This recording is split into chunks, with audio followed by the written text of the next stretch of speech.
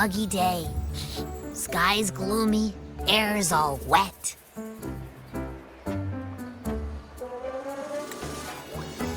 Oh, man. At least let me finish my sentence. Ugh. Ugh. Cold, cold, cold. Oh.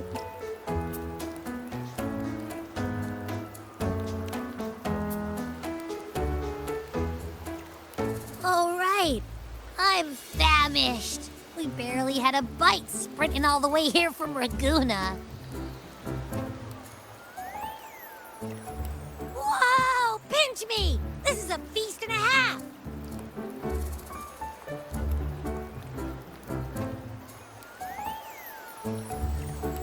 Hey, Rover. So, we did bring enough money, right? I mean, we kind of rushed out without grabbing anything. Oh, that? Don't worry. Money's not an issue. Augusta made sure we're covered. All our food and lodging here in GameZpoiint is billed straight to the F-Force Palace. But I think the owner might have overdone it a little. Ha! Better get used to it. You're the champ of the Great Aegon. And you know me. If food's on offer, I'll be a scoffer. Yeah, no leftovers, guaranteed.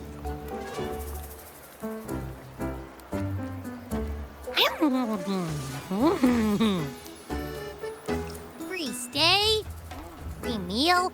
The Zephyr really knows how to treat guests.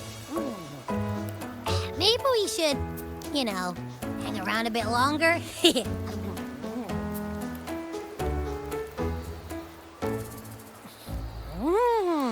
This smells amazing!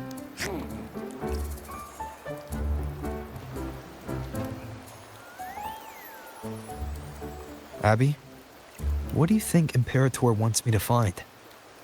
If Cardathia's right, the last clue should be somewhere on the Sanguis Plateaus.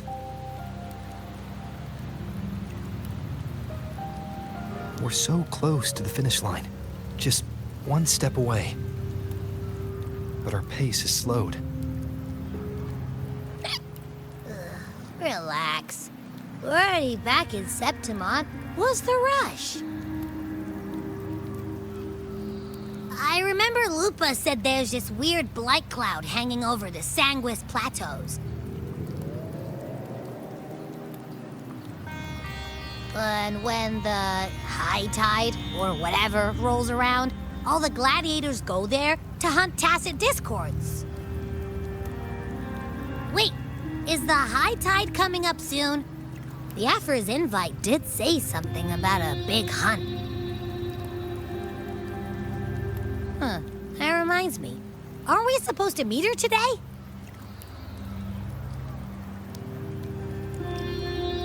A messenger came this morning.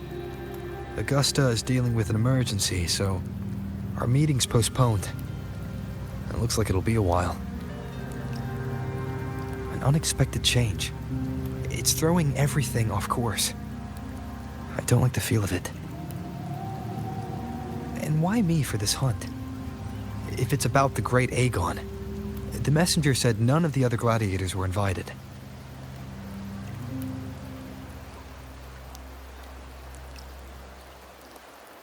Who knows? Maybe she just wants to test her strength against you. Typical GameZpointian, right? You think so? I've only met her a few times, but I doubt she acts on such simple impulses. And as the F4, can she really thoughtlessly do whatever she wants? Guessed from afar, you possess eyes as clear as crystal. But what troubles you so that eyes once bright as the highland sky now darken with rolling clouds?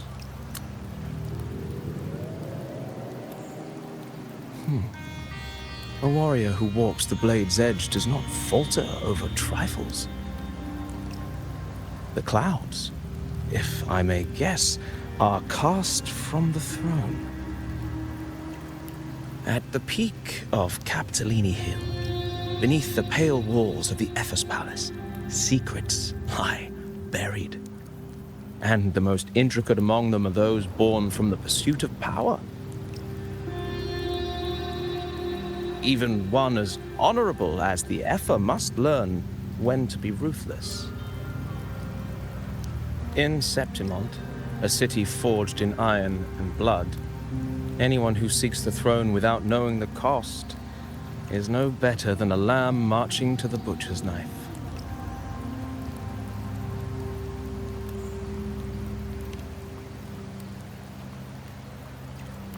I am Nestor, a traveling poet.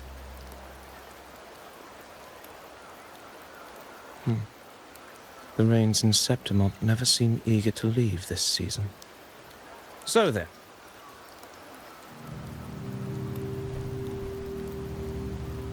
If you are curious about the Epher, then allow me to say that nothing would honor me more than to offer even a modest service to the champion of the great Aegon. Wait, how do you know he's the champion? And all that stuff about the F4, too. Oh, your eyes. Were we talking too loud? To see and to hear are but two of the many ways to perceive. Trusting the senses is a habit, a natural expedience, but not the only option. Truth be told, I've been gathering inspiration for my next epic, and its protagonist is none other than Augusta, the Epher of Septimont. That's why I speak of her with some familiarity. I have a feeling your tale with her will soon be written. And knowing more about those who walk alongside you is rarely without its benefits.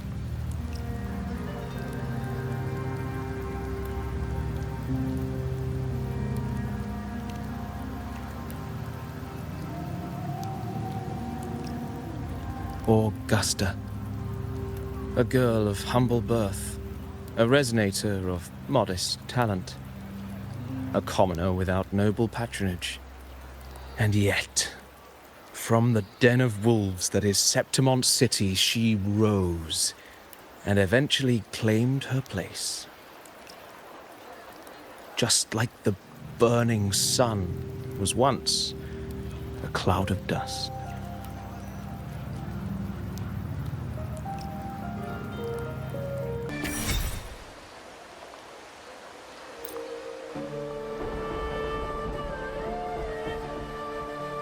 Fail enough times, and you might eventually succeed.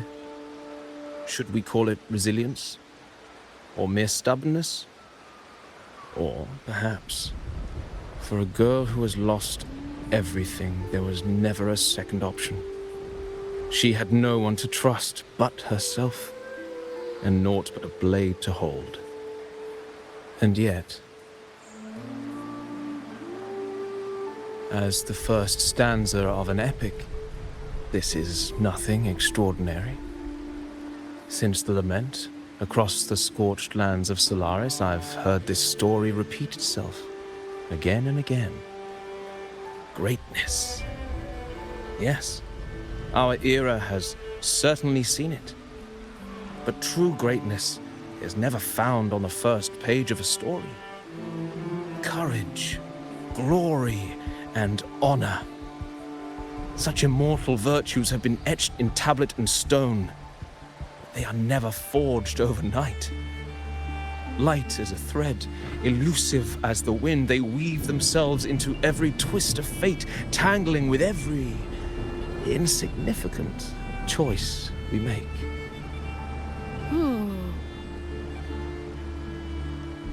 I don't know.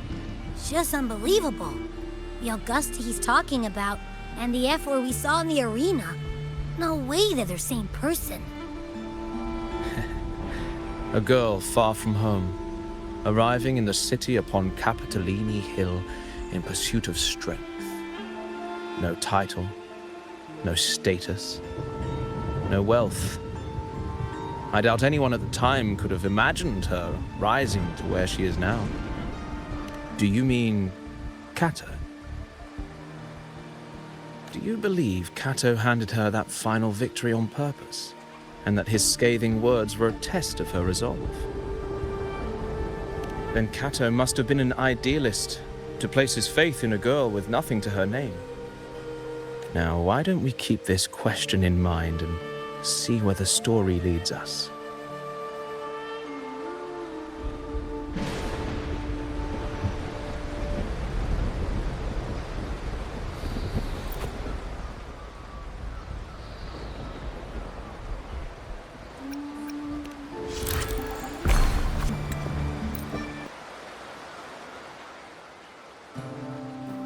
Merely the rough shape of a short epic.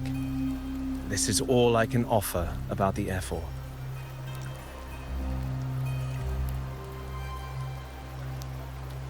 Now, as a listener, what do you make of my narration?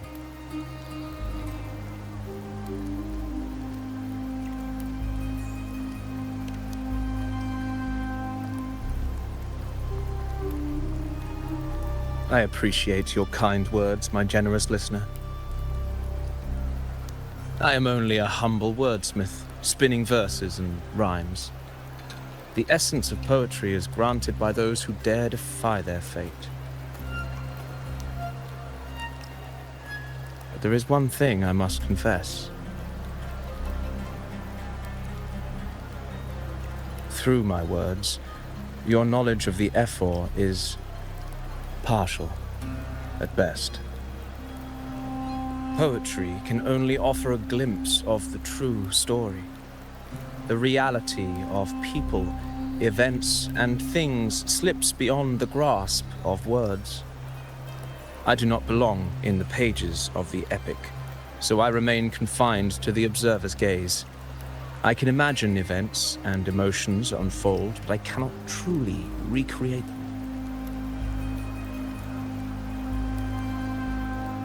Here's some advice for you, though I hesitate to call it such.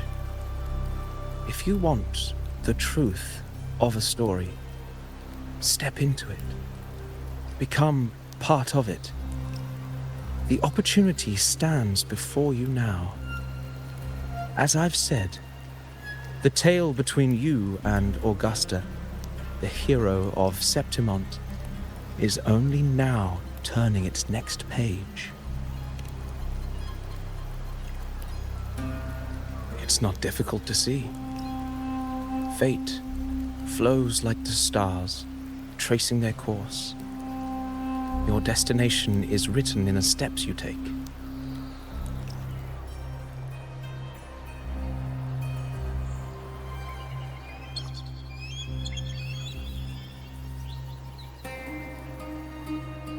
The rain is passing. I hear it ceasing its symphony upon the earth. It is time for farewells.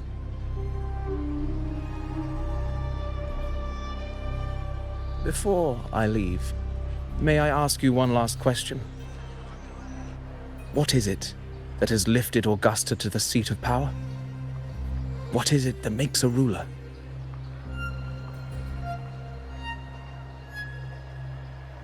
Well, I'd say strength. Let's be real. There's no way Augusta could have passed those trials without strength. Rover, what do you think?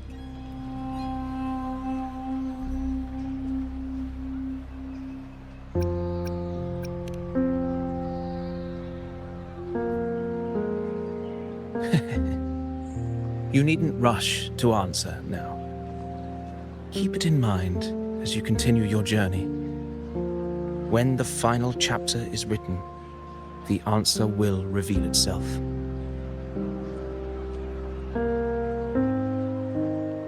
Farewell, my friend. Our paths crossed by fate and by chance. Soon, after this brief encounter, everything about me will be gone with the wind. But your epic continues.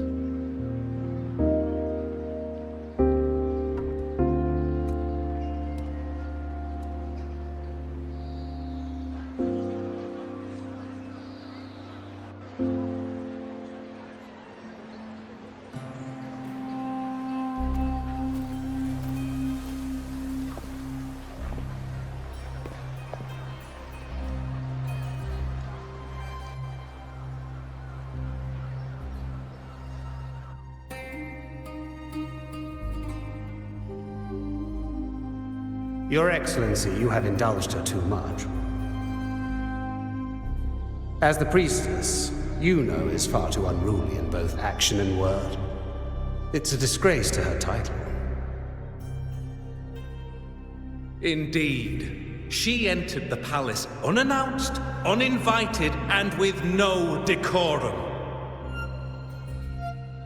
A blatant affront to the authority of the palace. Same as always.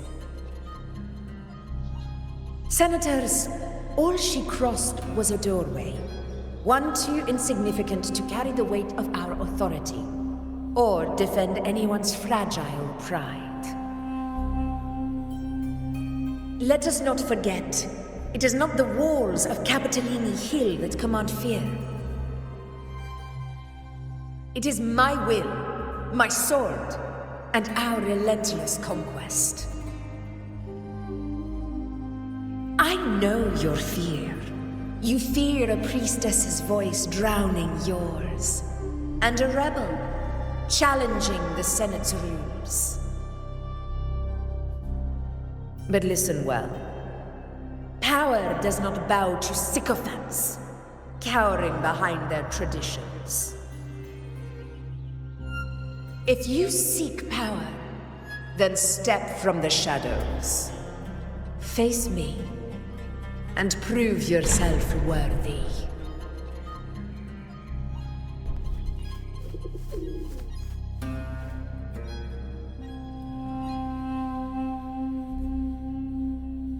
Took you long enough, Augusta. Handling the senators takes time.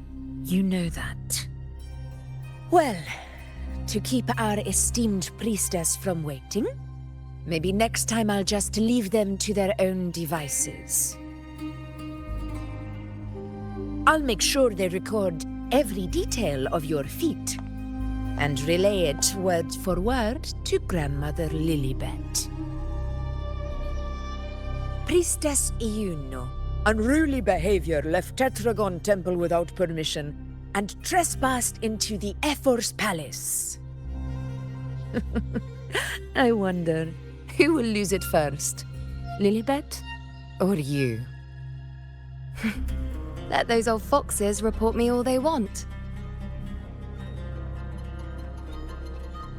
If they step into the tetragon left foot first, I'll shoot the left. Right foot first, I'll shoot the right. Hey, I'm with you on that one. The Senate should be reminded now and then that the Tetragon's kindness is not a reason to take Priestess Yuno lightly.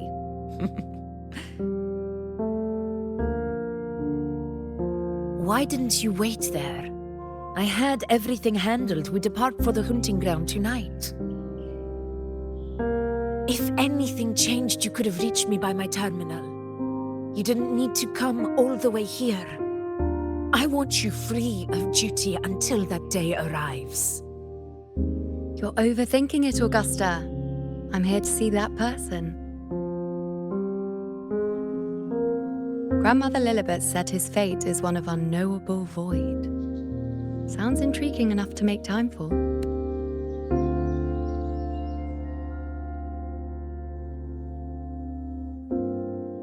So that's it? Too bad.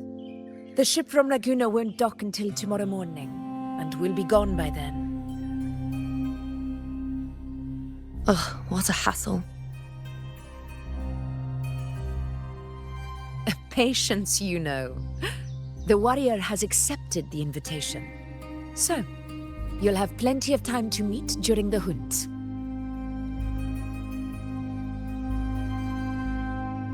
Is there something else you want to say?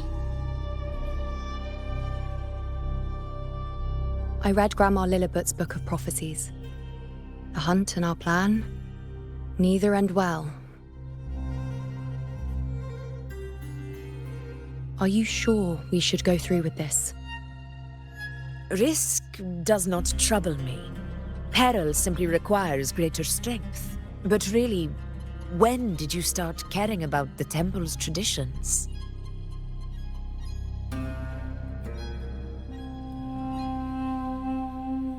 O ye faithless of Septimont, the divinity is enraged. Should your ruler defy their will again, doom shall be your fate.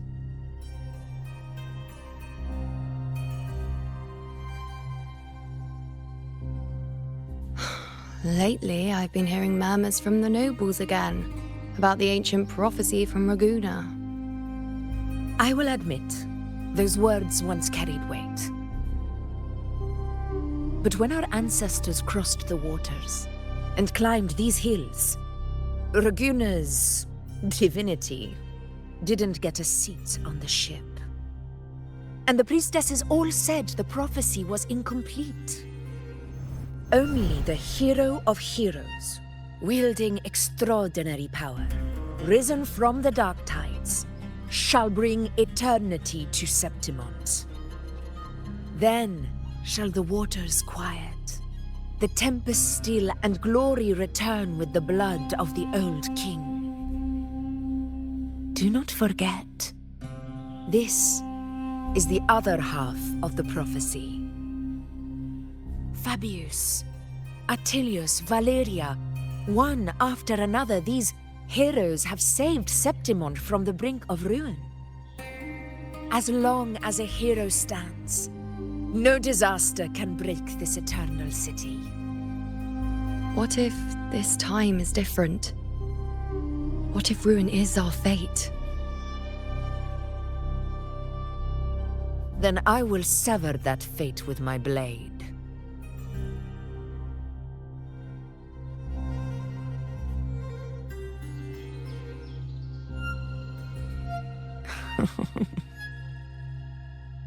What's so amusing?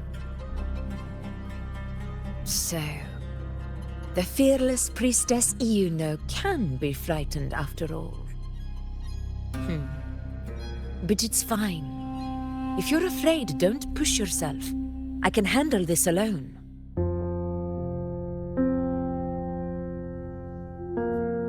Most revered priestess, wait for me in the temple. I shall return victorious.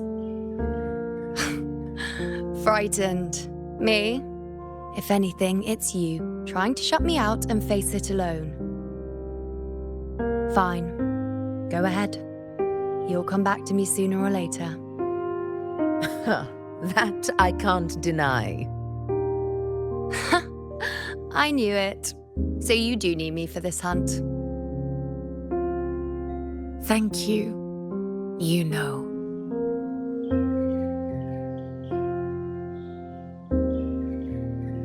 Why are you saying this?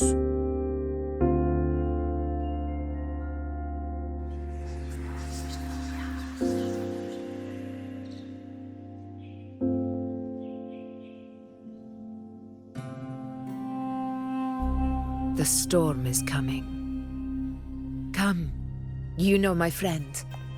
The best way to greet a storm is to walk straight into it.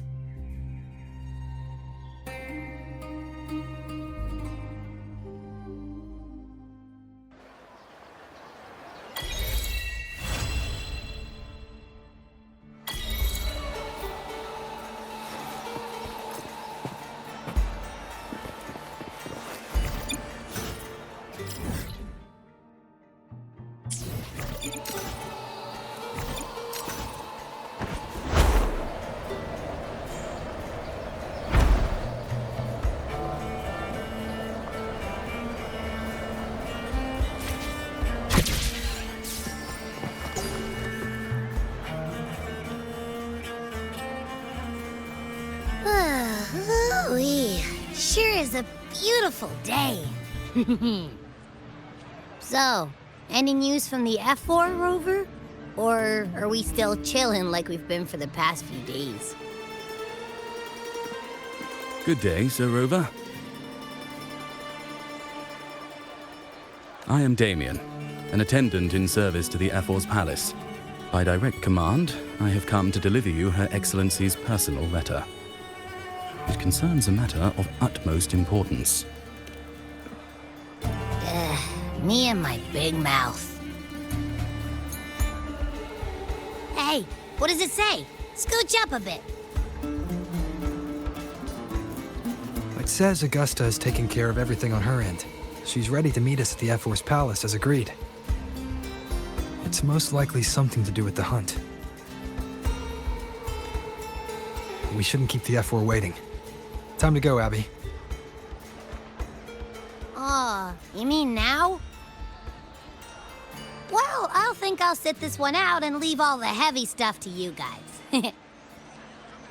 Chat for as long as you like. Just give me a holler if you need me.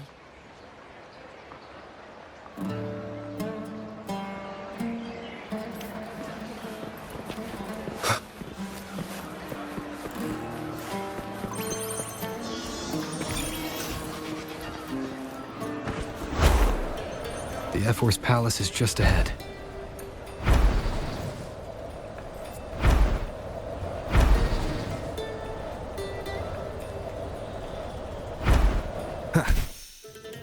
Looks like Augusta's already taken care of everything.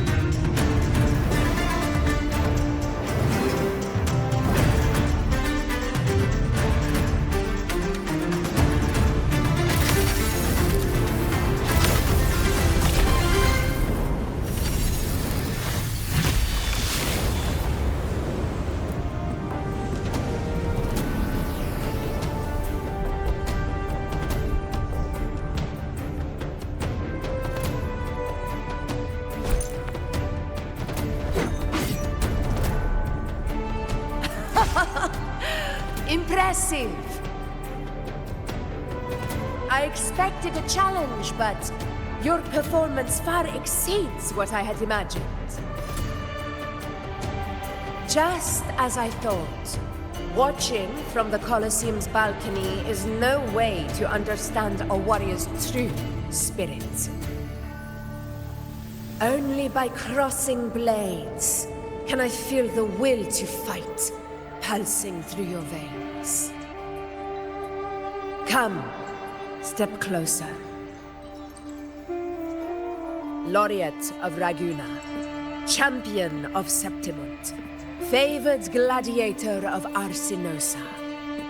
By the honor of these titans, it is only right you stand by my side. I, Augusta, F4 of Septimunt, offer you my highest esteem.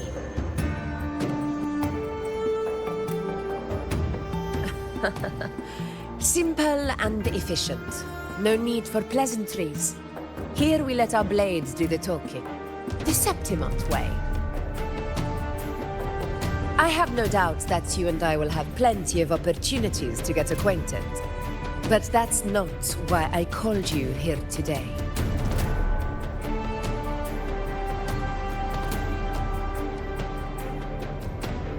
On my behalf, and that of the F4's palace, I extend my deepest apologies for failing to keep our appointment. I hope this delay hasn't dampened your enthusiasm for the hunt.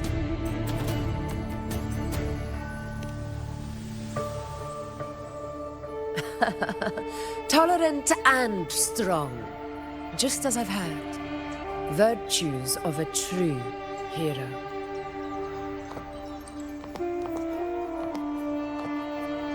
Well then, seeing that your interest still holds, shall we discuss it?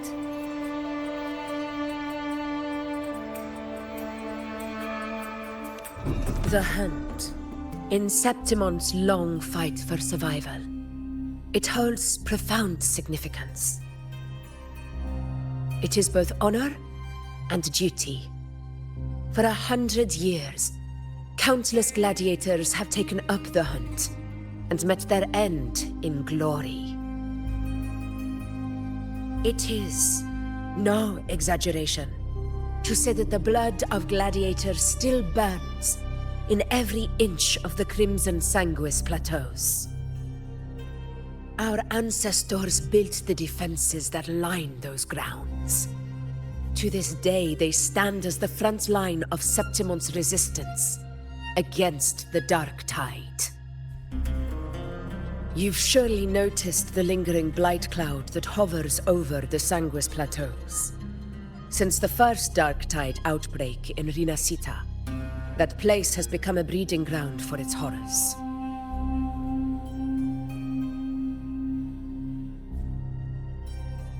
As you've no doubt realized, our prey are tacit discords, born from the Dark Tide. Only those who desecrate Septimont fall beneath the gladiators' blades. The high tide is upon us, and it will be a storm like no other. My hunting party requires unstoppable warriors.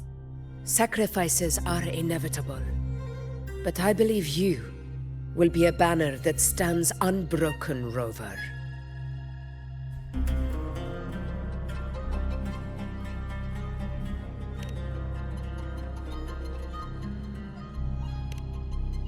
I share your sentiment. Septimont takes pride in its many remarkable gladiators, but you are exceptional. A grand hunt awaits us, and my warriors and I long to do battle alongside a fighter such as yourself. Of course, the will of the extraordinary deserves to be heard. I'd like to know your thoughts on the matter.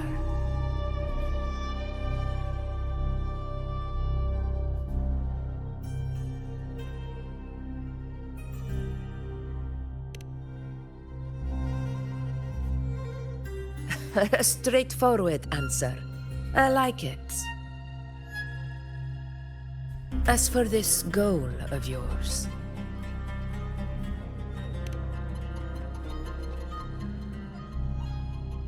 ah, yes. The Journeying Paradise. I've heard that laughable name before. A pity the hunt was made to shatter that little fantasy. As for the Sentinel's relic, go to the Earthrend Wedge. It's where the Sentinel Imperator first descended upon the Sanguis Plateaus, and is the epicenter of every hunt to this day. However, due to its significance, not even Septimon's highest officials are permitted near it.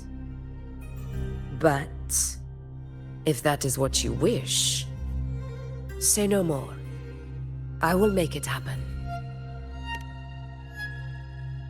The trust I place in you stems from your recognition of my character. I admire your honesty, and I will honor it to the fullest.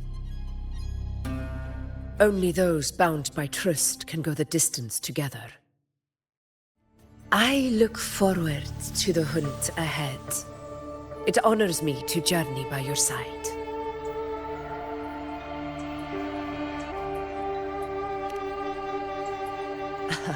Patience, my friend, is the first step to becoming a hunter.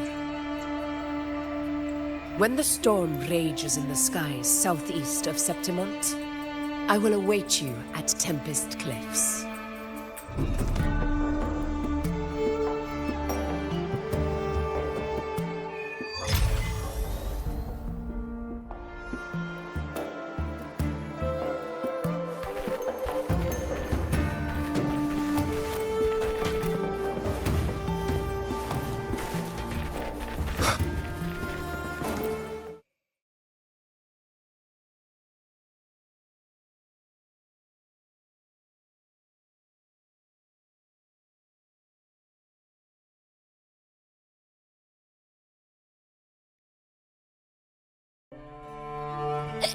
I can't eat another bite. That's another full stomach for Abby. Huh? Hey, Rover? Look, over there.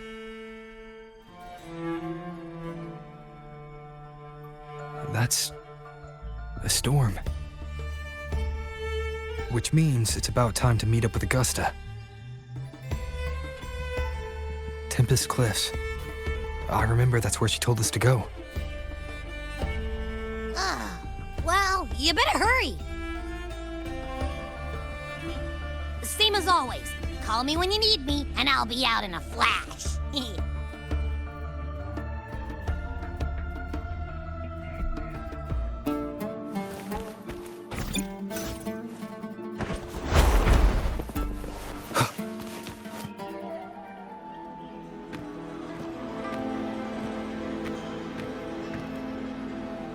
This should be the right way. If you're heading for Tempest Cliffs, head east. This path will take you straight to the Courtyard of Glory.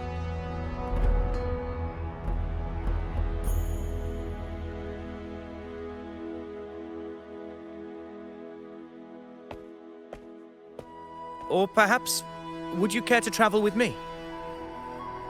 After all, we share the same destination. Your reputation precedes you, Honorable Rover. I am Gladiator Avidius, at your service.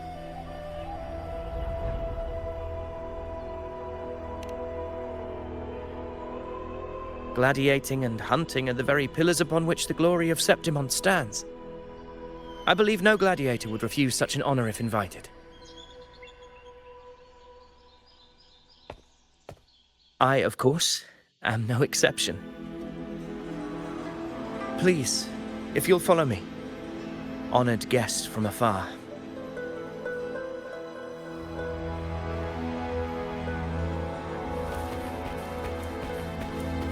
Augusta spoke of the great surge we're about to face. The Ephor speaks the truth. And this year's high tide has come later than usual, which bodes ill. It's a shame even the sharp ears of the Senate could not chisel through the high walls of Tetragon Temple to hear the whispers beyond. Is this an auspice of calamity or a prelude to a new legend? Only time will tell.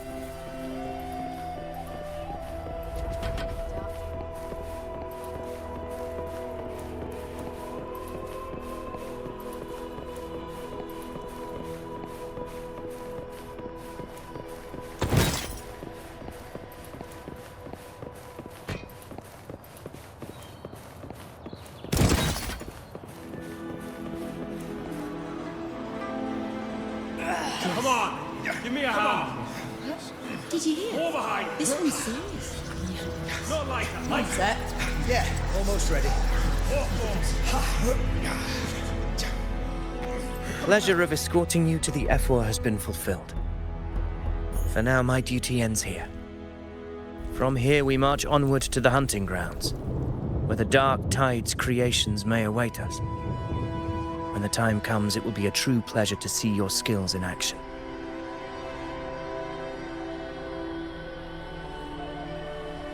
Happy hunting.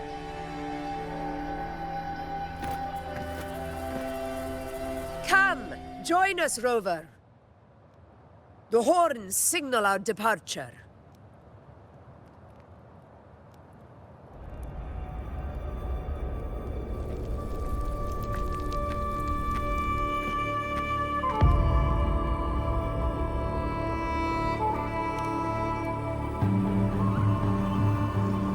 Precisely. These cliffs mark the opening of our campaign.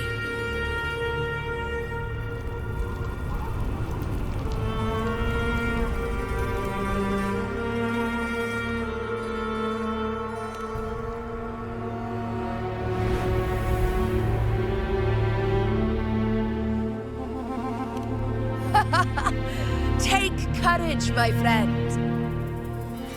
The path to glory will reveal itself under the feet of the brave.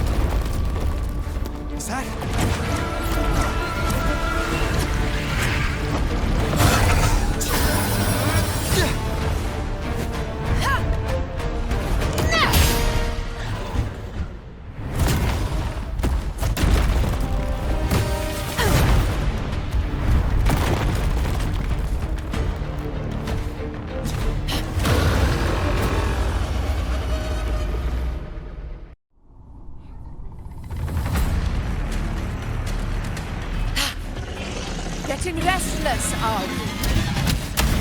That is a Chorosaurus, an abomination of the dark tide. Do exercise caution, Rover.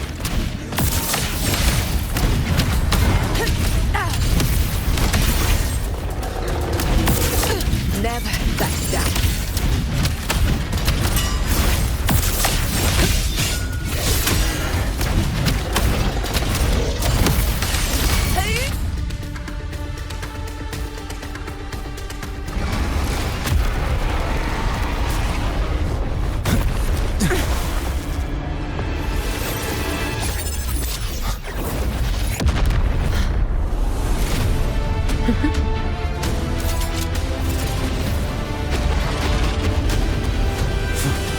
Is not the moment.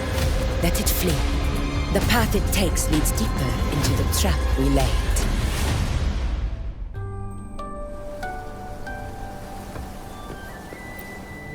That sound. It's from Hornet. An echo. It's signaling we retire for the day, that's all. Augusta, time to bring your party back to the Hunter's Den. Of course, Priestess. Your arrow couldn't have come at a better time. Seeing that Rover is here, I'll take that as a compliment.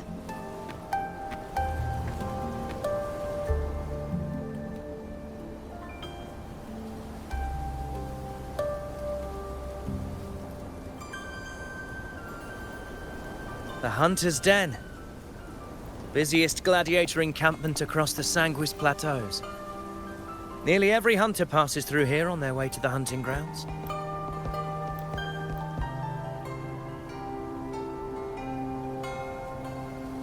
We will rest here before setting off for the next hunt. I must admit, this place is rather magnificent. I suppose my predecessors forsook the peace they ought to have enjoyed, just to share this hard-earned land with these hunters. Such magnificence is rightly owed to the temple.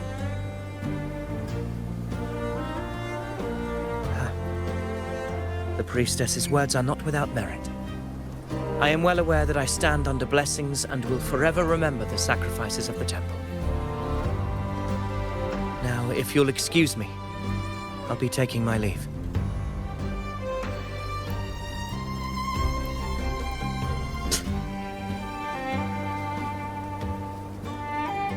Though we've already met, I suppose a proper introduction is in order. I am Yuno, priestess of the Tetragon Temple.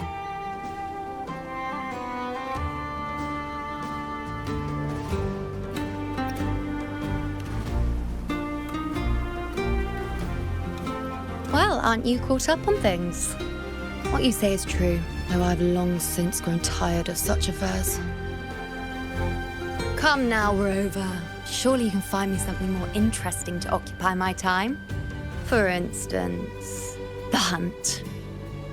Quite frankly, when it comes to dealing with the dark tide, none of these gladiators can hold a candle to me.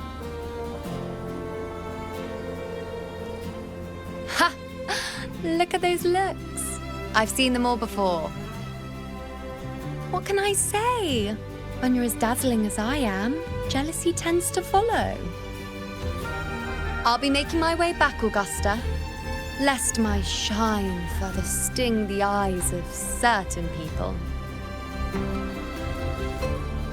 If you find yourself with free time later, consider visiting me at Tetragon Temple. Not every Outlander is granted access to its sacred halls. Make the most of it.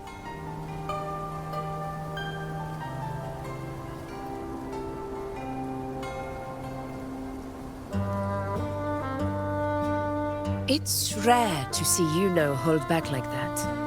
You must be someone different to her.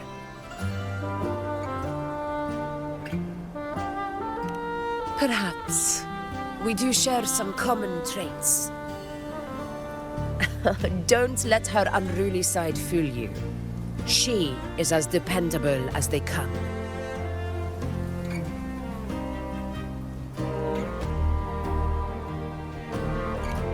Chorosaurus.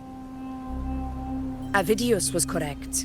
It is a tacit discord born from the Dark Tide. What he didn't have the chance to tell you is that it is the deadliest Chorosaurus of them all. We call it Tyrannos, a vanguard of the Dark Tide that rides its surge to reach our lands. The Threnodians' attempt to plague Septimont never came to fruition. But do not mistake that for victory. Our enemy will not bow so easily. The Dark Tide, immortal and indestructible, carries out the will of its creator, the Threnodian Leviathan. Only the Earthrend Wedge, that bears Sentinel Imperator's power, can sever the link between the Dark Tide and the Threnodian, burying the calamity deep beneath the Sanguis plateaus. The hunt is how we disrupt the Dark Tide's frequencies, by capturing and eliminating its creatures. However, the Earthrend Wedge's energy range is limited. Our mission is to deliver a true death to our prey. Meaning we need to hunt and kill the beast near the Earthrender. Is that how we stop the Dark Tide from spreading? Yes, and it must be done within Maroonwood. This confrontation with Tyrannos was expected, but it's not a fight anyone is eager to face. That beast is well aware of our plan. It's no mere prey. In many ways, it's a cunning hunter itself.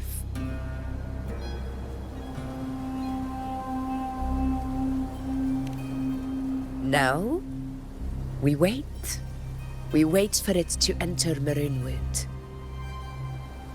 The real hunt begins when the beast's hunger drives it to the wilds.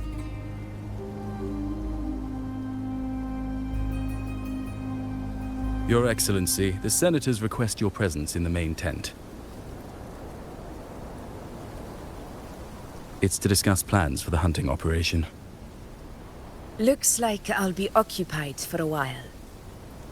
Relax. Take a walk around camp. The hornet's blare will sound our next departure. It's a sound that can be heard across the canyons. You won't miss it.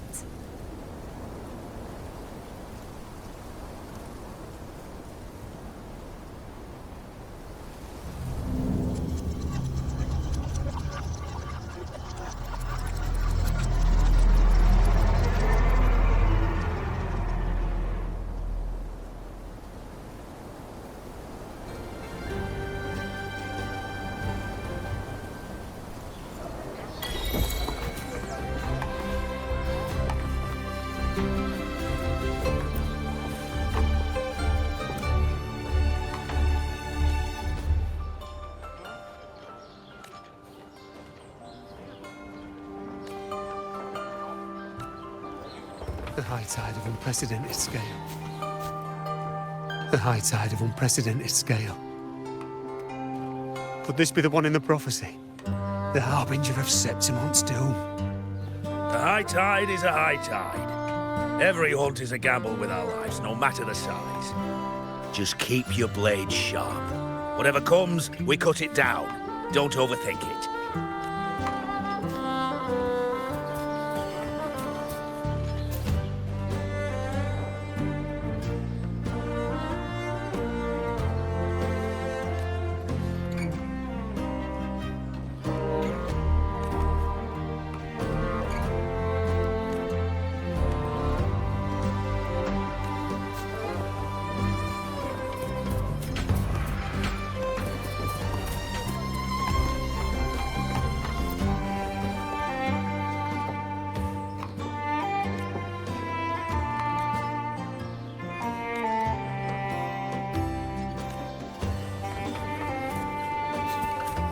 Did you hear about Avidius? Did you hear about Avidius and the Senate? A power struggle. Nothing new. But going up against Augusta is a steep hill to climb. Without a strong forte, Augusta's strength was always going to have limits. She lacks the extraordinary power mentioned in the prophecies. Hard to compare her with a hero of heroes of the past. I wouldn't put it like that. Knowing how Augusta operates, Avidius would even have risen to prominence if she hadn't allowed it. That kind of grace is the mark of a real ruler. Yuno mentioned visiting her at Tetragon Temple. Got a bit of free time, might as well pay her a visit.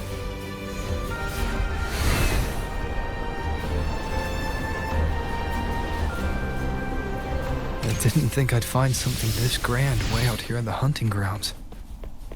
No sign of Yuno, though.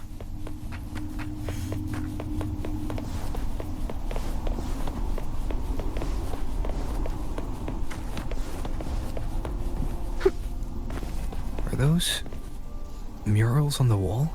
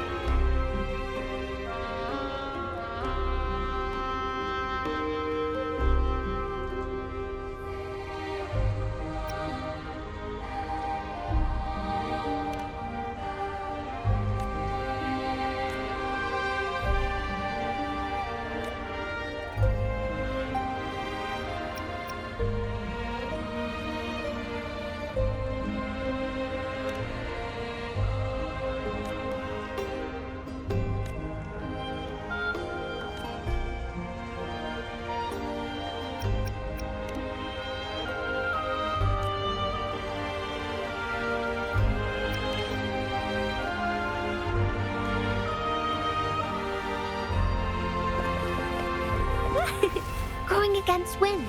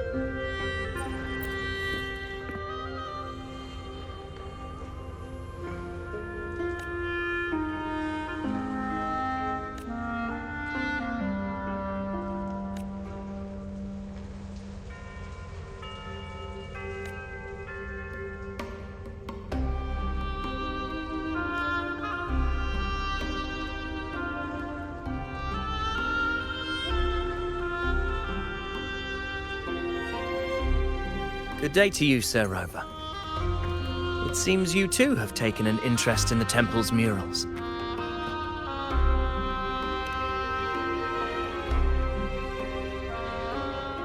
They are the works of past priestesses. They depict prophecies glimpsed in the sacred flames.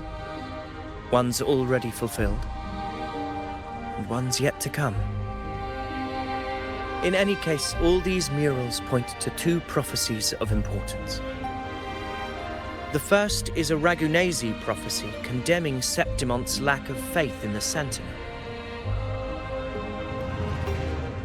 Hear this, O faithless ones of Septimont. the divinity of the high heavens has grown enraged. Should your monarch once more stand in contempt of their will, annihilation shall be your fate. The second is a continuation of the Ragunesi prophecy, delivered by Septimont's priestesses. Only the hero of heroes of extraordinary power, risen from the dark tides, shall bring eternity to Septimont. Then shall the waters quiet, the tempest still, and glory return with the blood of the old king.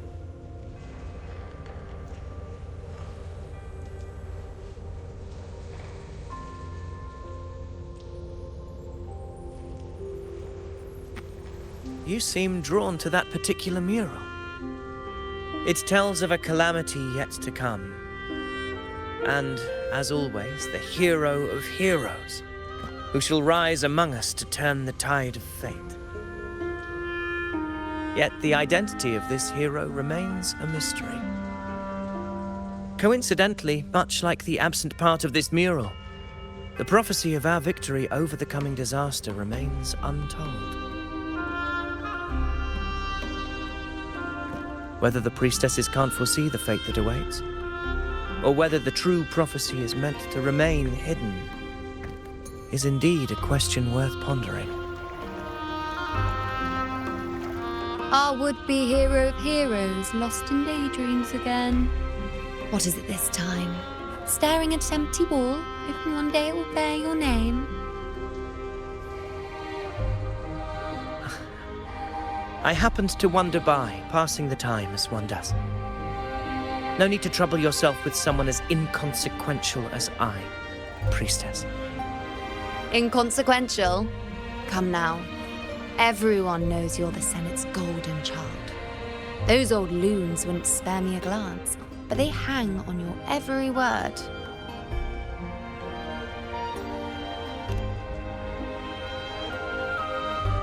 Have you been waiting long? Oh, I can't believe he got to you first. Isn't paying respects to the heroes fairly commonplace? Surely we needn't allow rivalry to come between us, priestess. I'm not blind to your tricks, Avidius. Do you really think Rover would take sides with you? Let me guess. Eliminating Tyrannos and the Dark Tide before anyone else would be the perfect act to prove you're the prophesied hero of heroes. 4 expeditions to Main's Deep, plus a Home Leaf medal, and now you think you can usurp Augustus' place? Don't make me laugh.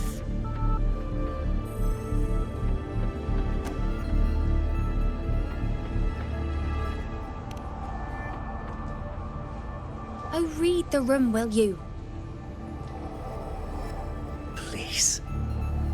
I don't deny that I am ambitious and aspire to better my station, but I value my duty to defend Septimont's glory just as equally. Should I become the next hero, Septimont would be spared when the next calamity arrives. Is this not what the Tetragon Temple has prophesied? Why, you...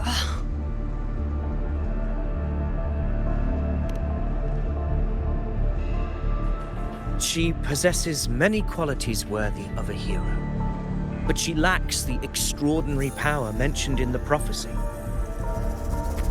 As a resonator, Augusta offers nothing special. Yet throughout Septimont's history, every hero of heroes was born with extraordinary gifts. She may have the strength to wield a sword, but I doubt her ability to endure pain and the slow, wearisome passage of time like other resonators. It's a pity that in a city built on prophecy, Augusta is a disruptor of the rules. I assure you, priestess, I will not act from the shadows. If Augusta seeks a fair challenge, I shall honor her with the respect she deserves. Priestess? Rover, I beg your leave.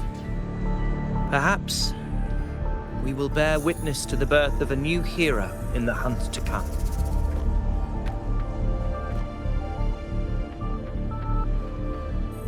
Well, there you have it. That's the gist of it. Finally, some time together, and now it's all ruined. I don't understand. Given Augusta's prestige, the Senate has no real advantage in seizing power. What's their angle? It all started when Augusta shook things up the moment she became Ephor, especially in rooting out corruption within the gladiators Aegon while ignoring the senators in the process. Naturally, it ruffled some feathers. Some even accused her of undermining the spirit of gladiating. In reality, they'd just upset their piggy banks got smashed. More importantly, this is exactly the kind of chaos Augusta wanted. That idiot. She even went so far as to say, the citizens of Septimont only need to be loyal to Septimont, not her, Augusta.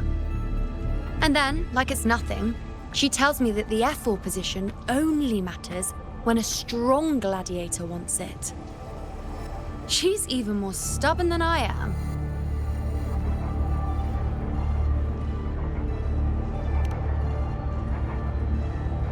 Now, why would I be worried about that?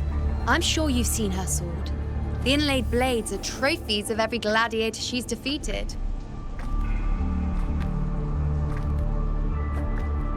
Even ones with decent resonance powers like Avidius, she eats for breakfast. Though Avidius makes me rather uncomfortable. It's got nothing to do with his stance, it's more of a hunch. Something about him feels unnatural.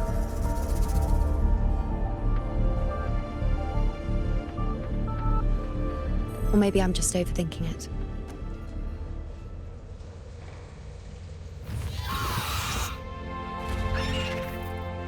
It's the Griffrex.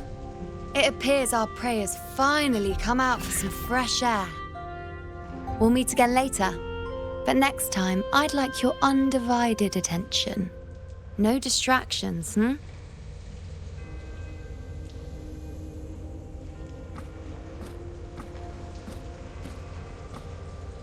Is that lady over there looking at me? I'd better go and greet her. Gladiators guessing who the next hero.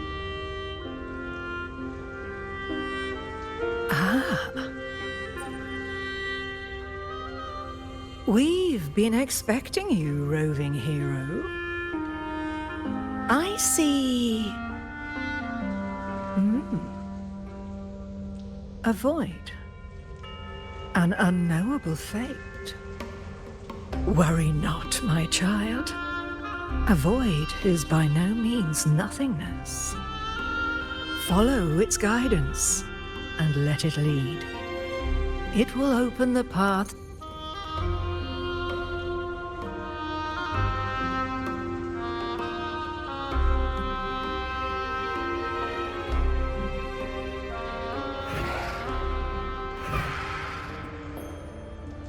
Perfect timing.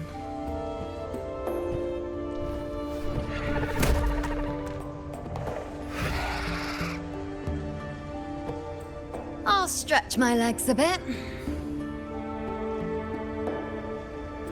Huh. I wonder what Grandmother Lilibet and Rover are talking about. Never mind. It can wait. Let's get eyes on this beast, Aquila.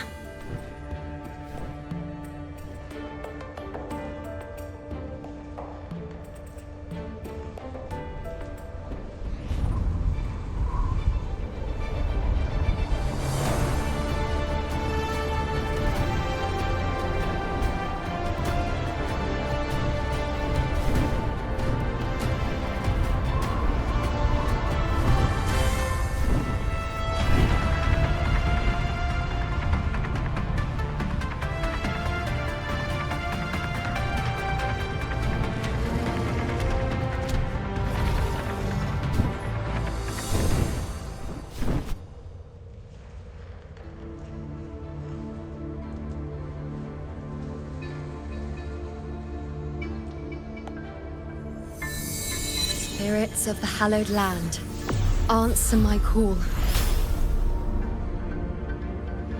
May the eternal sacred flames grant us boundless sight.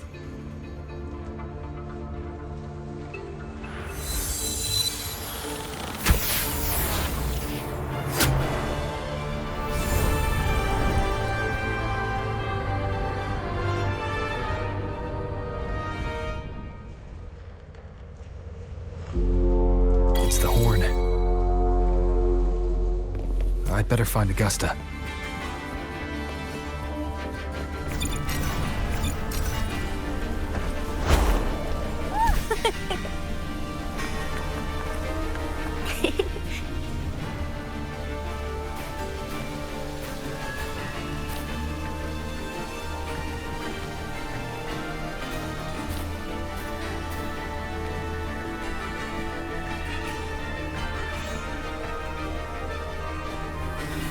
Over there.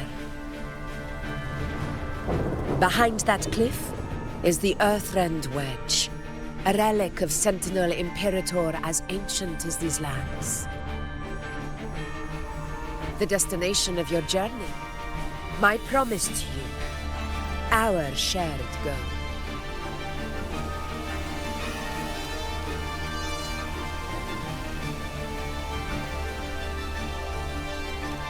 An anchor stone, made from tacitite formed around the Earthrender. It contains a fraction of the Earthrender's power. It offers no defense capabilities, but it can at least serve as a temporary measure to hold off the Dark Tide, or its creations. We need to deploy 3 of these in predetermined locations across Marinewood to generate a force field.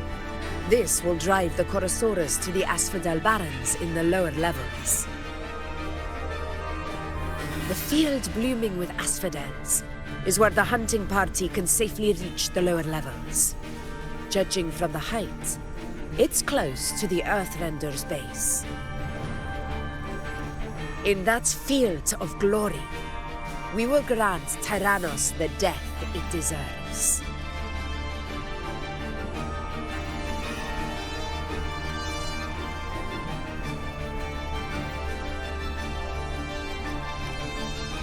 Tyrannos' calling card is the vanguard of the Dark Tide.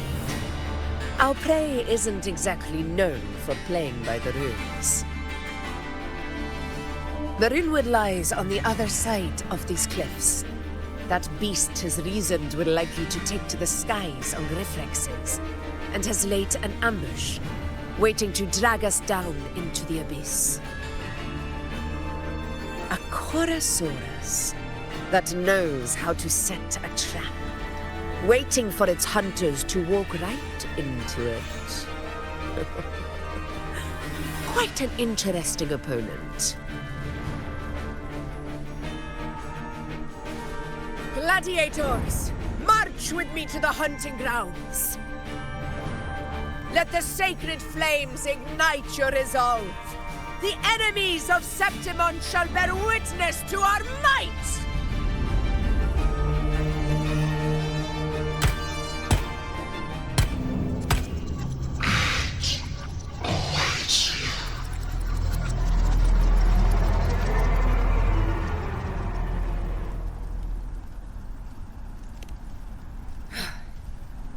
Let us be on our way.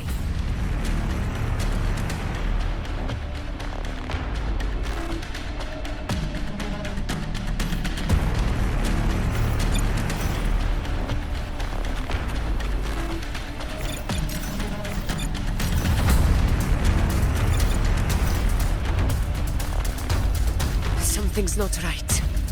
Be on your guard, everyone!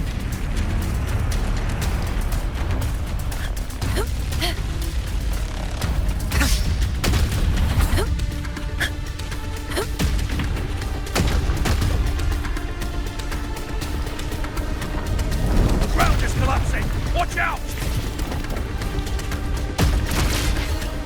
Honor cannot be Over there! Getting excited, are we, Tyrannos? Watch out for those molten rocks. Use the pillars for cover. Move!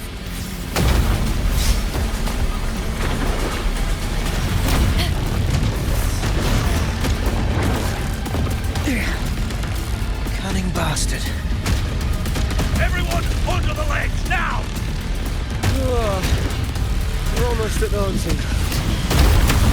Victory is still far from us. We're not in the clear yet.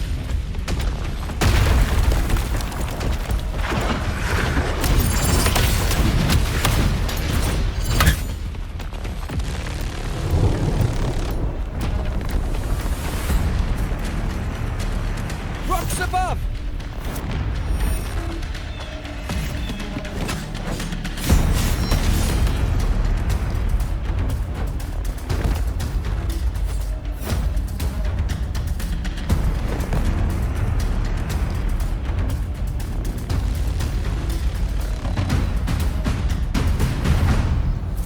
This path will take us to the Tacit discords. Just in time. My swords had enough of waiting.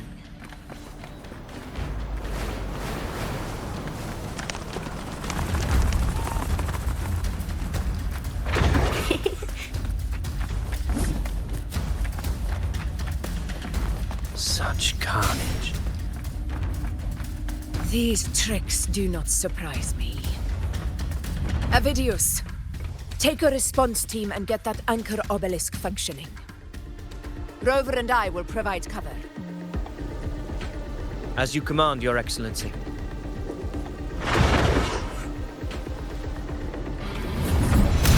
Roars of conquest!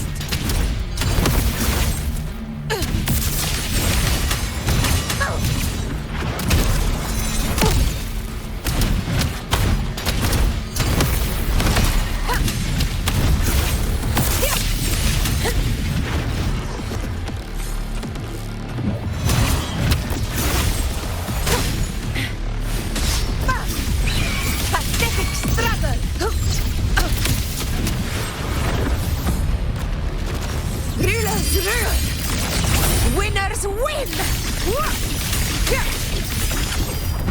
My valor never fails!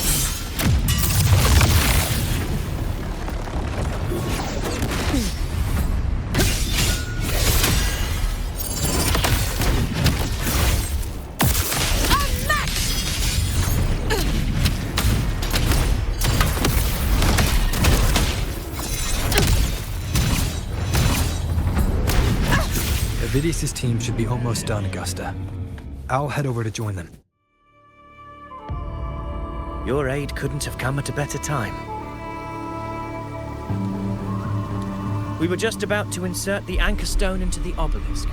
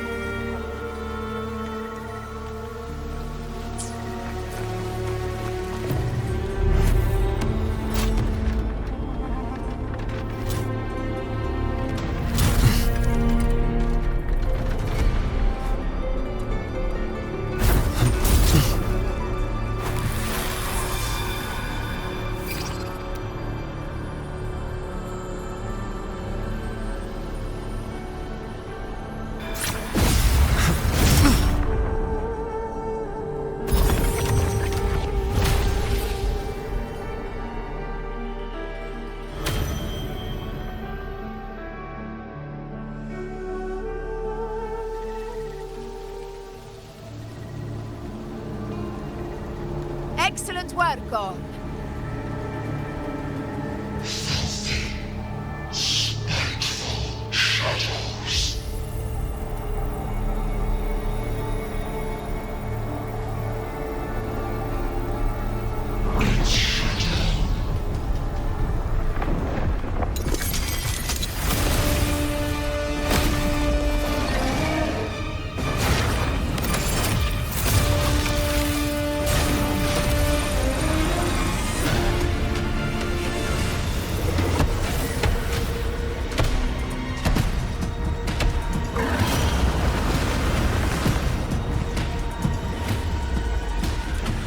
Inside these hunting grounds, the hunter can become the hunted at a moment's notice.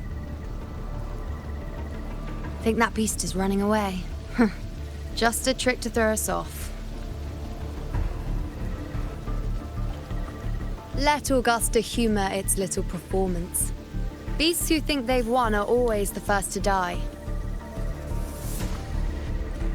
Let her handle the Chorosaurus for now. We have more important matters to take care of.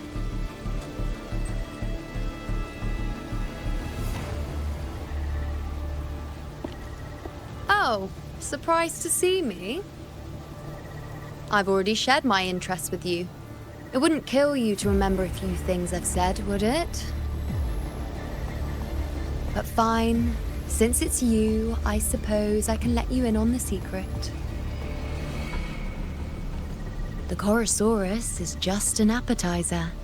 I've got bigger fish to fry.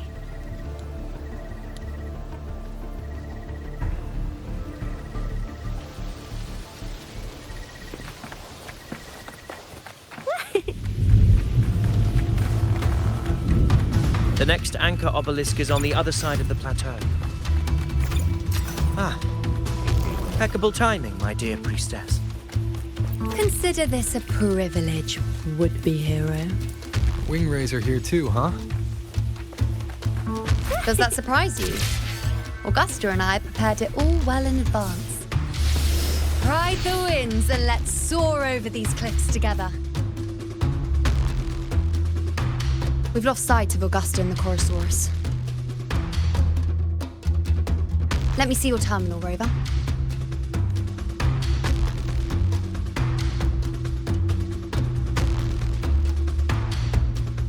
There. Try using the sensor.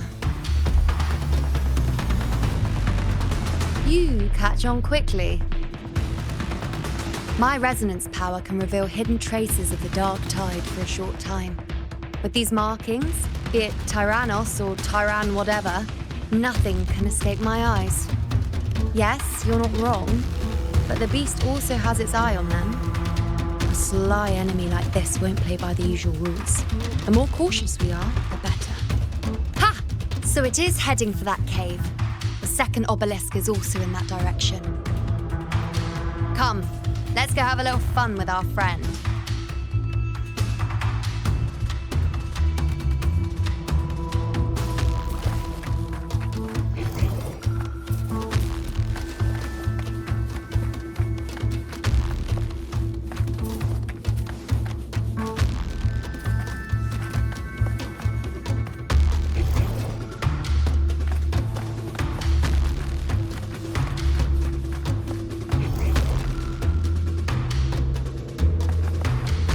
This is it. The second obelisk should be at the other end of this cave. Mind the tacit discords. Tempest of slashes. I'd be more worried about yourself, would-be hero. Try not to slow us down.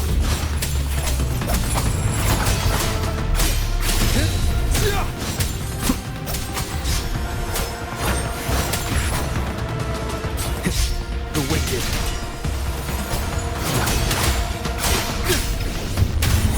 Annihilation! The wicked will face judgment!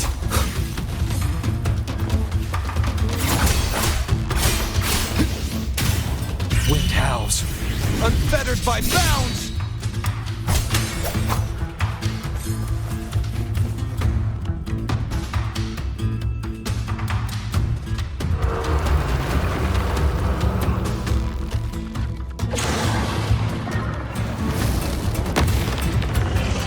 Watch out! How did it manage to get here? There's an opening in the floor. That's our way out.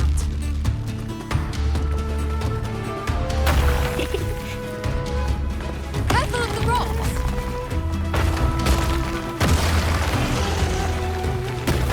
I'll keep it busy. Now is your chance to go.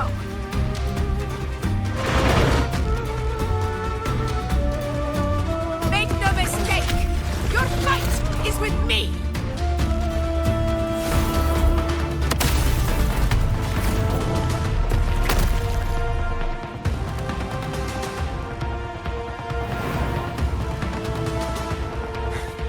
Augusta! My apologies for the delay. I warned. The Chorosaurus could return. Here it comes!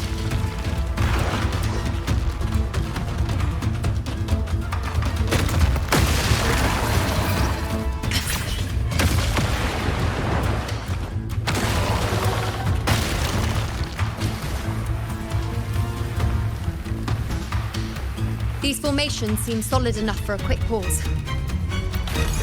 Tyrannos will not rest until... Up there to the left. That stone seems loose. Pull it down, Rover. Honor cannot be silenced. Roars of conquest!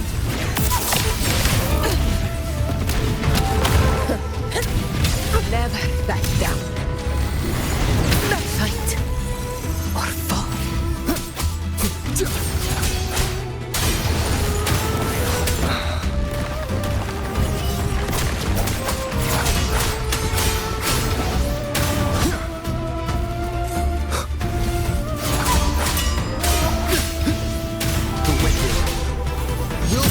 Judgment!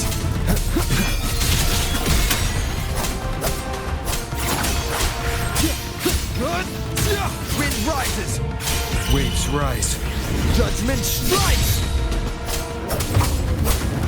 Hopefully this helps. The wicked.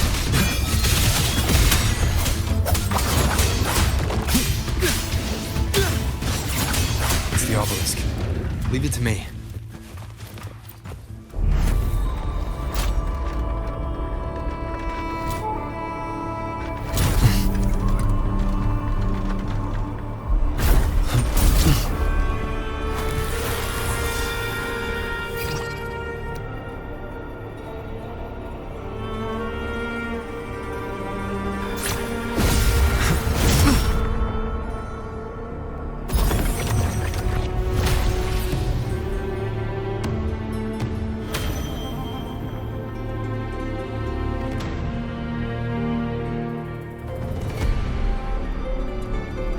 Splendid! Let's keep up the momentum. You again. It just left. Should be the anchor obelisk doing its job. Or perhaps it's up to something more insidious. The direction it's heading. Is it planning to destroy the final anchor obelisk? This fog hinders our vision. Could be walking into a trap. Makes for a fun challenge. Don't you agree, Avidius? Stay vigilant. In due time, Tyrannos will learn that Gladiator was always sharpened.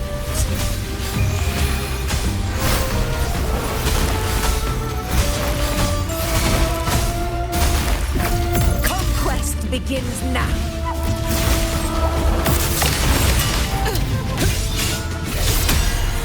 Roars of conquest!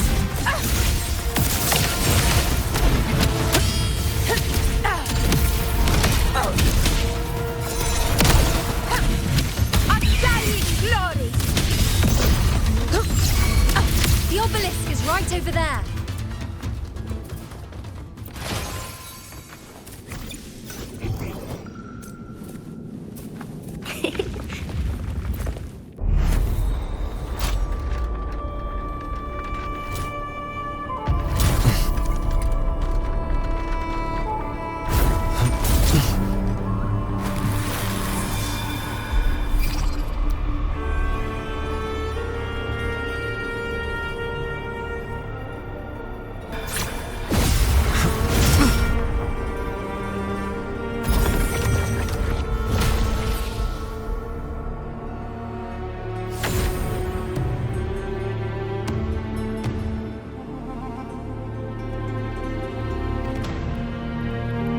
Good. You did well not to disappoint.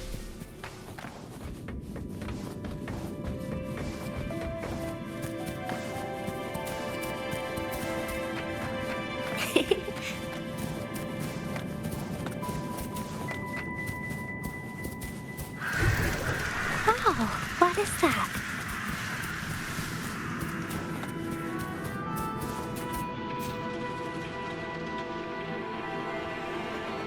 Augusta, Tyrannos is heading for the Asphodel Barrens.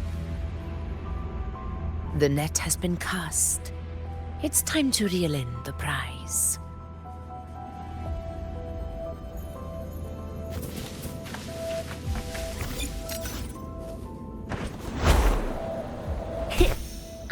dandelion.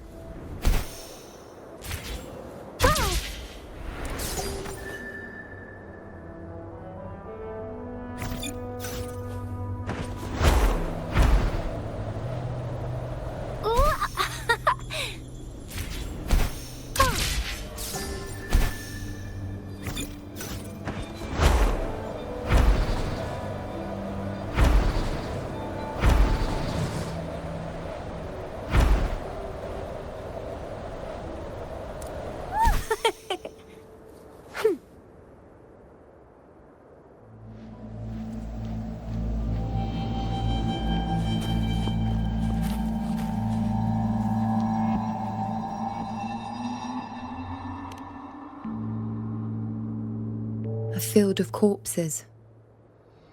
Horrifying, isn't it? This is Tyrannos' birthplace. A kingdom of brutality, and the beast is proud of it. Every hunt before this, it was here that we met our final battles.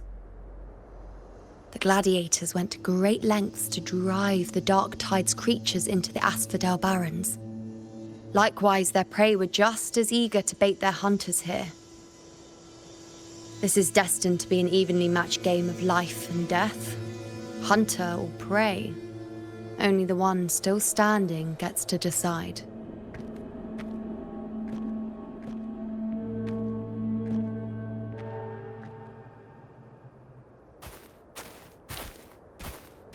Avidius, descendant of the hero of heroes Attilius, decorated for the 4 crossings of Main's Deep. I see the desire in you, your desire for power. Yet if you wish to be my opponent, then this level of resolve is far from enough. Step forward. Stand next to me and pursue your desires without hesitation. Let your ambitions burn even hotter. As you wish, Your Excellency.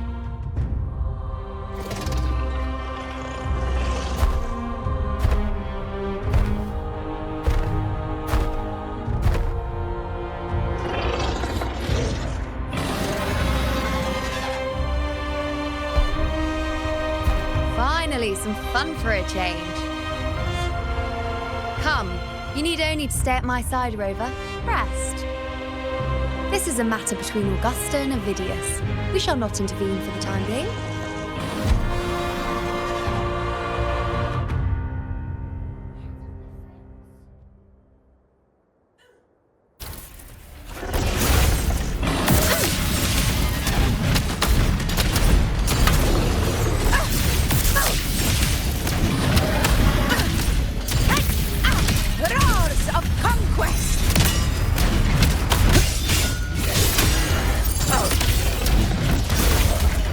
Here!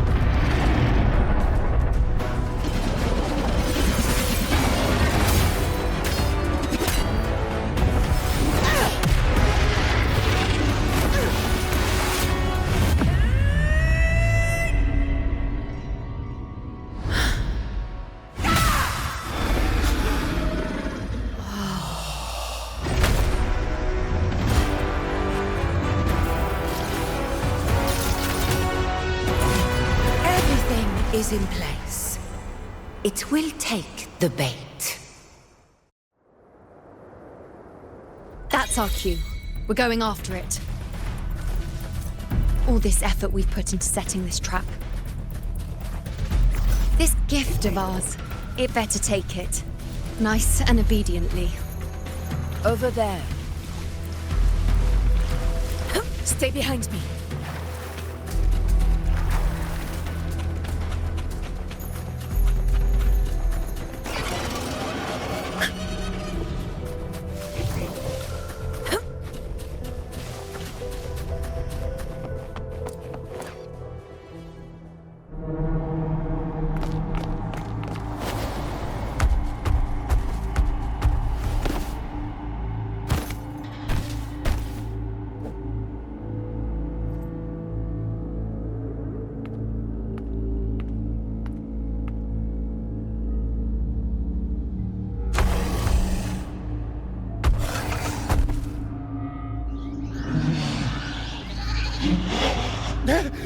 What was that?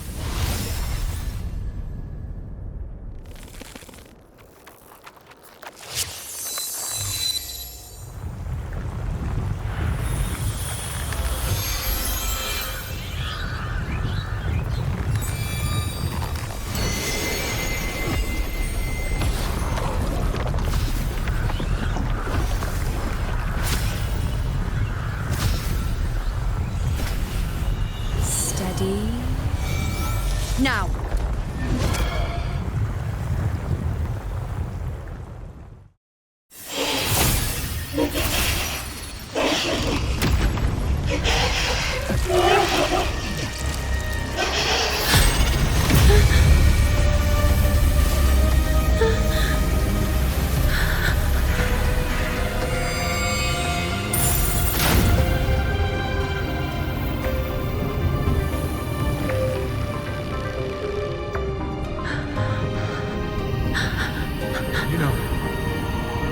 You know.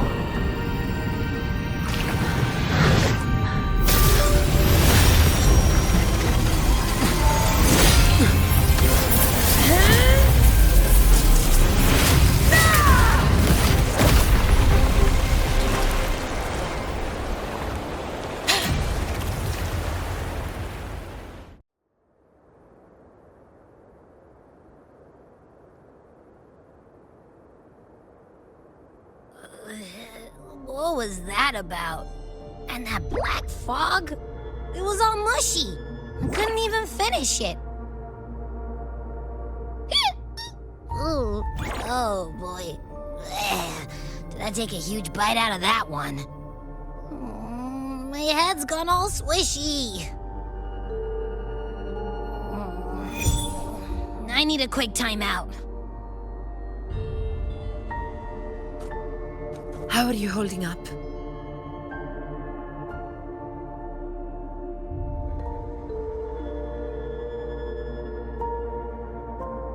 Augusta. Augusta.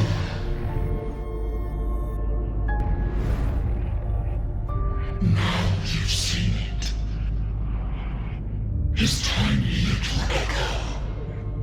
Silencing the dark tide with such ease. Resonance power, such might, such perfection. Confined to this frail human form, he will achieve nothing. You nearly lost everything, as you once did. Augusta, do not resist the gift of divinity. Follow our guidance. Return to Lamastown. To your home. Augusta.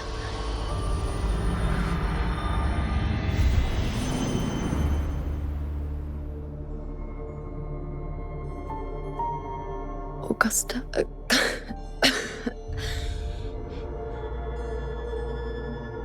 If, and I say, if Septimon's fate has already been decided,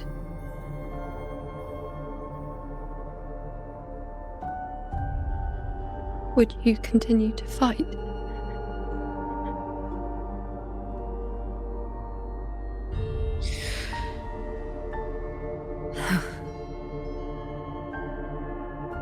A ruler assumes their place by accomplishing the impossible for their subjects.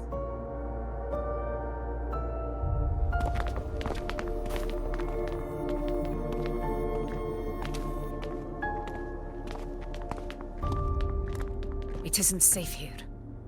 I'll lead a team and escort everyone to a temporary camp not far from here. But before that, I must ensure no one is left behind. You go ahead, Rover. I am entrusting Yuno to your care.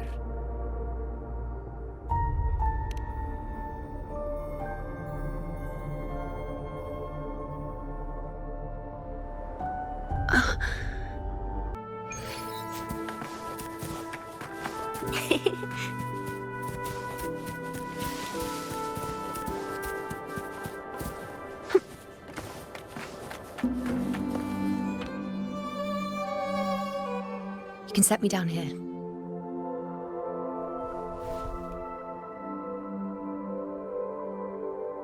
Come on, don't give me that concerned look of yours. There's nothing to worry about.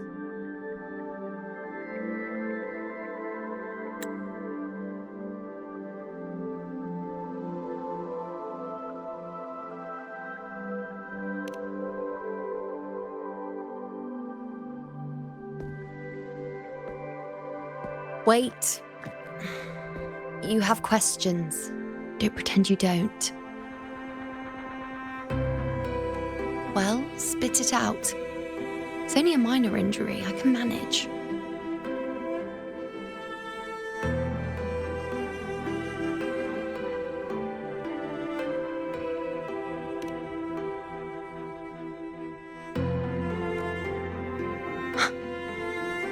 So you've managed to glimpse that far? Or is there more?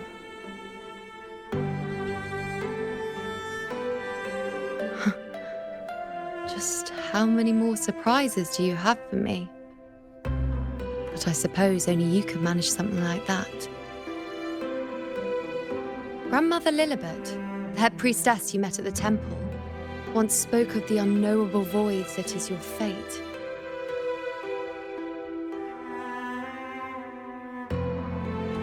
I've yet to fully interpret what she meant by that, but one thing is clear.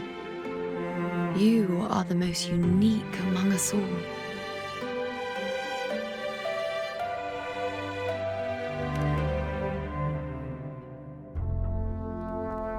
They were, as I once perceived through the sacred flames, the fate of Septimonte.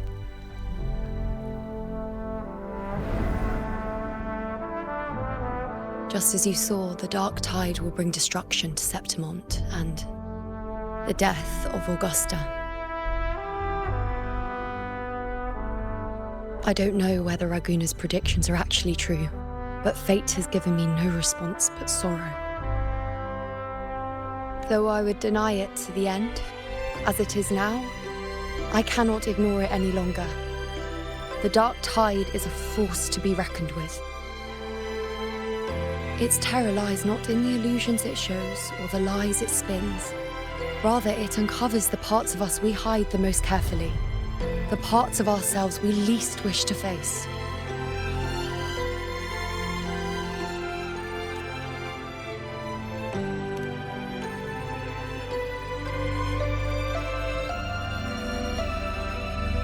Never.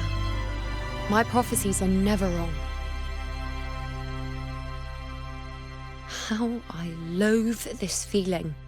This helplessness. To know everything, to see everything, and yet be powerless to change a thing. Since we've come this far, might as well share a secret with you.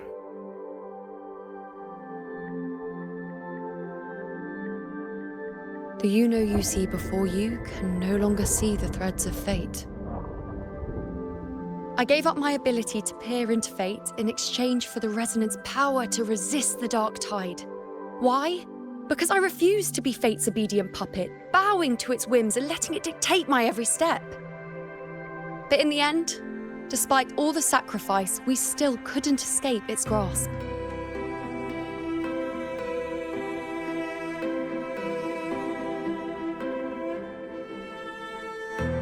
The dark figure we faced in Asphodel Barrens was, in fact, an embodiment of the dark tide. We call it the false sovereign. Unlike other dark tide creations, it can devour and reshape the scattered powers of its maker.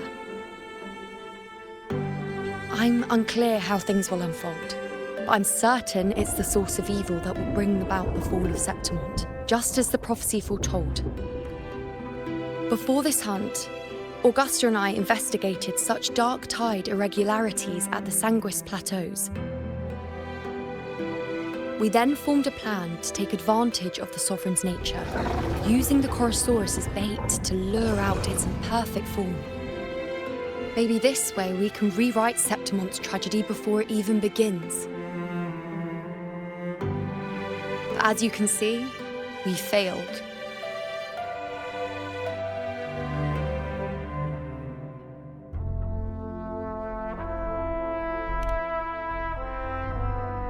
I do not know.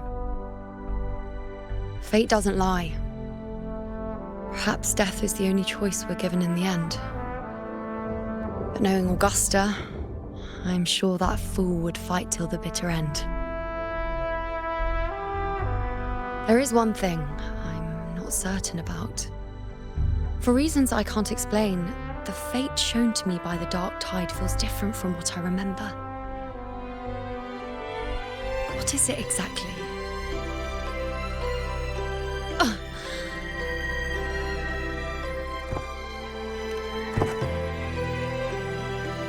A side effect of my resonance power. The dark tide doesn't exactly show up in a stable form. My powers manifest its creations in exchange for a teensy piece of my existence. That's the price to pay, I suppose.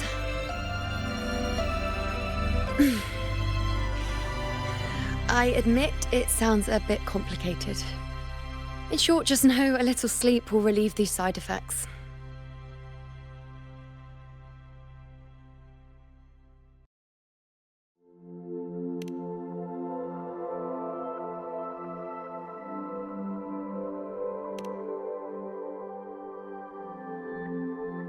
A fair point.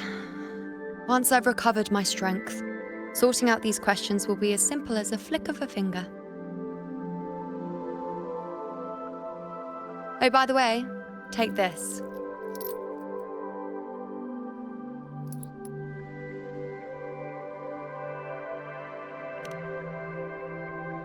A Lunarum bracelet containing a small portion of my resonance power. It was passed down to me by my predecessor when I became a priestess. It's quite dear to me, you know, so be sure to take extra good care of it. And don't expect there'll be a spare if you lose it.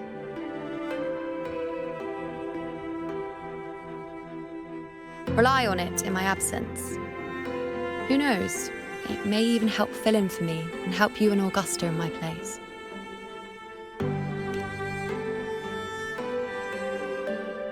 Now, why would you say that? I'll only be taking a short nap. Don't you or Augusta even dare think about leaving me behind, is that clear?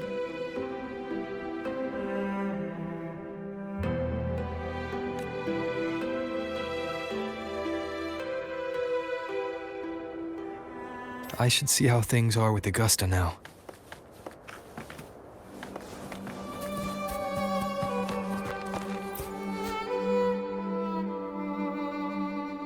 the situation we're currently facing is more dire than any I've come across. For my 4 expeditions to Main's Deep. Now may not be the best time to discuss past events, but if you insist. It dates back to a high tide 4 years ago. At the time, we were driven by the fury of the dark tide into the lower levels of the hunting grounds, the wastelands. I had no intention of emulating the feats of the 3 hero of heroes in conquering Main's Deep. But with the dark tide's blockade, I had to lead repeated expeditions into those underground ruins. Fortune, however, did not turn its back on us. In that dark and treacherous place, my companions and I managed to carve out a path to survival. Fate has its ways. Now only I remain able to face the hunting grounds' trials. Many of my companions fell to the corruption of the dark tide. Those left barely overcame the dark tide's influence with the help of a plant unique to Main's Deep, Mizona.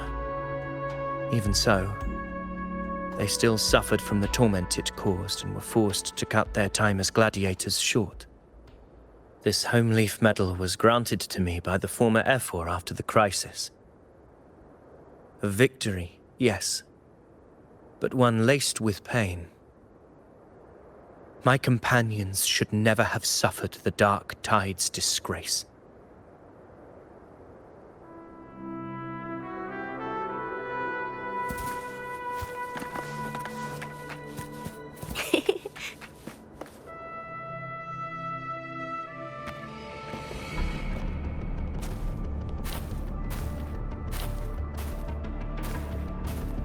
Messages have been sent to the encampment and all sectors of the main island, and defenses are currently being deployed per your instructions, Your Excellency.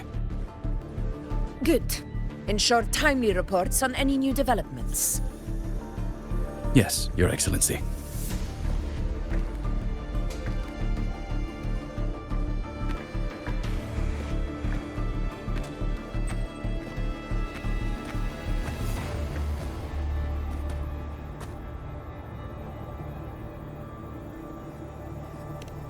I've made arrangements for the war effort. Strategically, we must always brace ourselves for the worst. Communications with the Black Shores are also underway. The Ephor's palace has previously established a connection with a consultant in the Rinascita region. We've reached an agreement granting the Black Shores permission to access Septimon's resonance nexus. They'll be able to monitor and collect data on the Dark Tide during the hunt.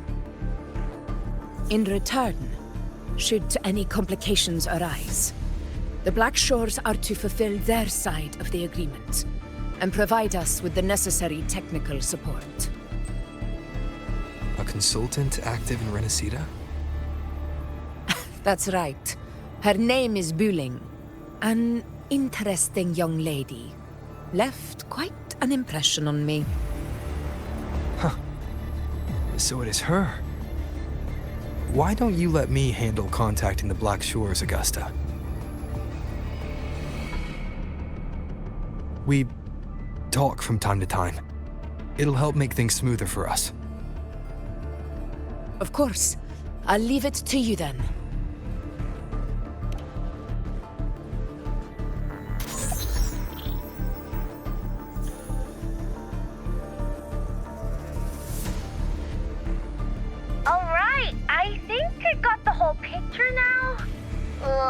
Rover, how do you keep ending up in messes like this? This is one tough cookie, all right. You mean... Let me tell you. The latest data we got from the Resonance Nexus isn't so pretty. Something's really off with the Dark Tide in that Sanguis place. I don't remember it being this crazy before. Normally, the Dark Tide getting all freaky during high tide is whatever, right? But now, I don't know what happened, because it's turning into a person. So listen up. I'll give you Tethys' rundown.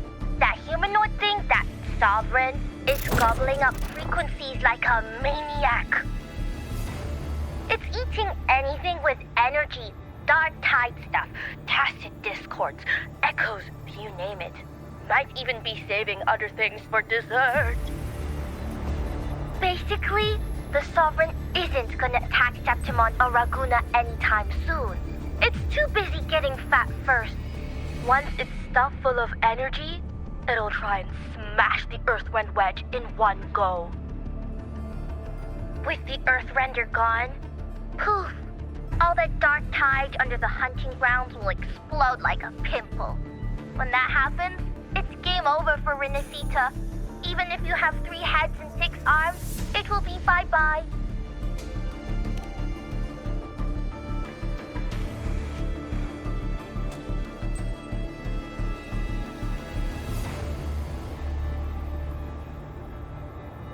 But Smooth Moves team, cutting through the clutter, I see what you're doing. This Corosaurus is just the bait to hook the big fish, isn't it? Your real plan is to stop the Sovereign before it fully forms. Nip it in the bud. Am I right, boss? You are right on the mark. Heaven and Earth are in harmony. That's my reading, so your plan shouldn't have fallen apart like that. But then again, smooth sailing isn't always a good thing either. Too much harmony invites trouble. Tethys did pick up a strange frequency midway through the hunt. Everything was fine until that frequency came out of nowhere, and then suddenly the Sovereign took form way ahead of schedule. Talk about flipping the table. Well, let me get another reading. Oh, the cheese all messed up. It's kinda hard to see. It's like someone clouded the heavenly signs on purpose. One way or another, we must find the Sovereign and stop it before it absorbs any more frequencies. This might be our only option for now. That's right. Supernatural powers or not, the Sovereign can't escape good old Tethys. Let me see. Yup. It's wandering in an area with a whole lot of other frequencies. Looks like it's east of the Sanguis Plateaus. Yeah, that place has lots of dark energy. Bet many tough people died there. Murmur's Town. Understood. I will stop it in its tracks.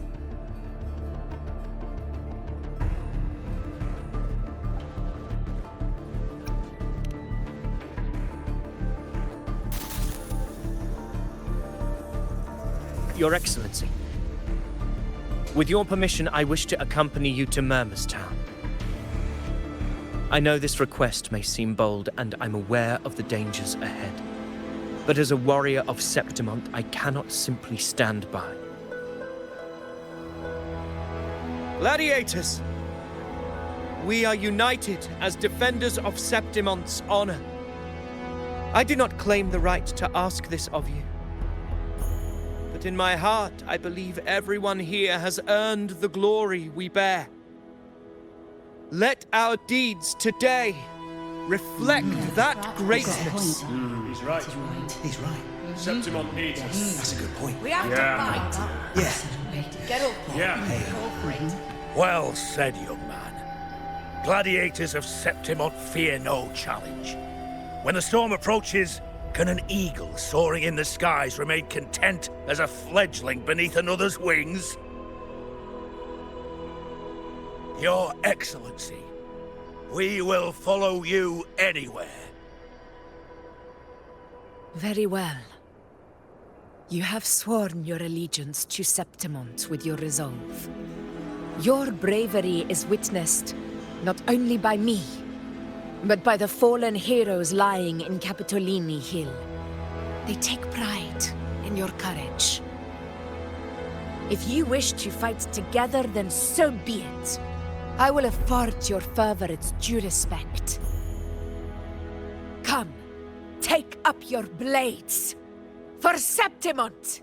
For the name of heroes eternal! A wise choice, Augusta. It is time. Return to where you belong. Fabiana has long awaited your homecoming.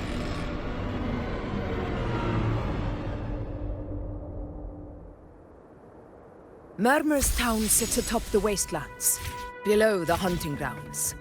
It has since become a forbidden territory, after the Dark Tide's corruption 16 years ago. Follow me. The Wingray can give us a lift. Avidius.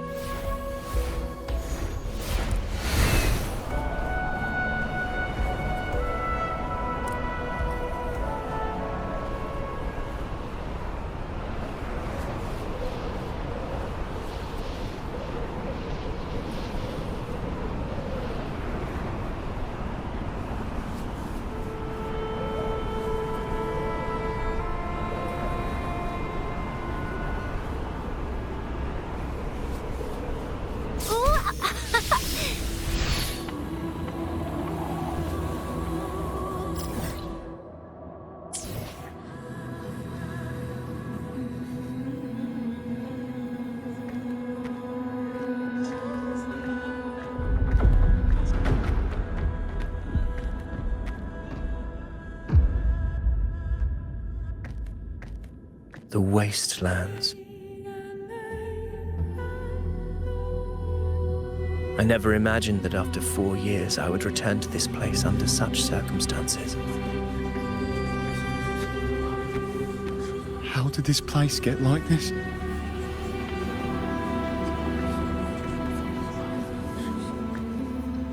This is where the Dark Tide started 16 years ago. The fact that this empty shell still stands is a miracle in itself. Does this mean if we fail to stop the Dark Tide, Septimont too will... What? It's terrible. Oh, no. That's horrible. No. Oh, I can't believe it. What should we do? Warriors, do not let fear stand in our way. The untarnished glory of Septimont stands behind us.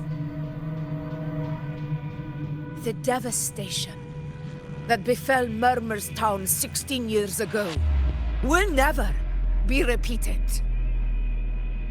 Because now, we are here.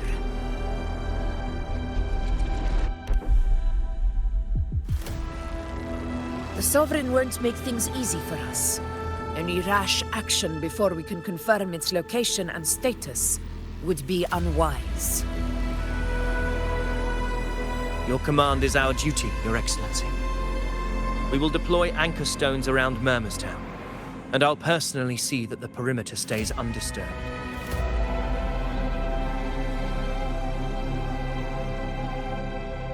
Yes. This will trap Sovereign inside the town. Good. Proceed as planned, Avidius. Now then. It falls to us to track down the Sovereign's whereabouts, Rover.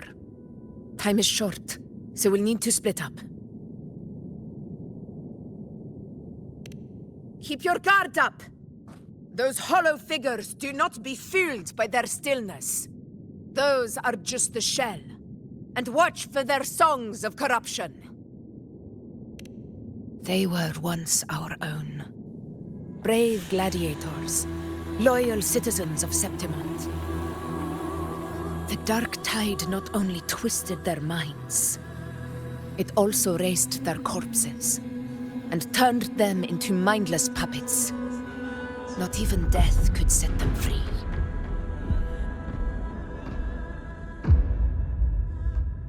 Mark my words. It will pay for this malevolence. You take the upper area, Rover. I'll take the lower one. Going against wind.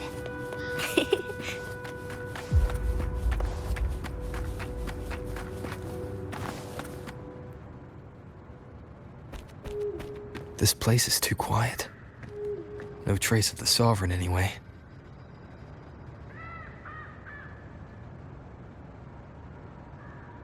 Hey, Buling. Can you help me track down the Sovereign? You got it. Give me a sec to scan things.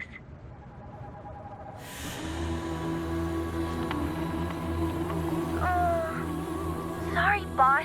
The frequencies around you are all over the place. I can't get a clear reading. The Sovereign's a slippery eel, eating up every little frequency like it's popcorn. Now the Tethys system's got nothing to work with. It's playing hide and seek with us on purpose. What trouble.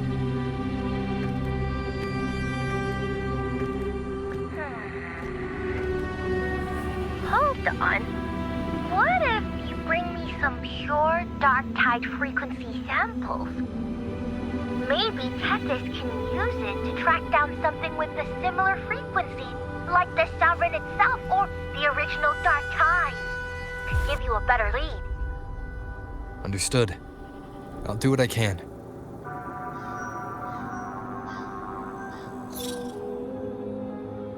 Abby?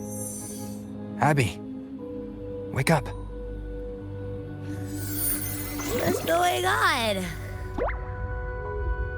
Ugh, I'm so sleepy.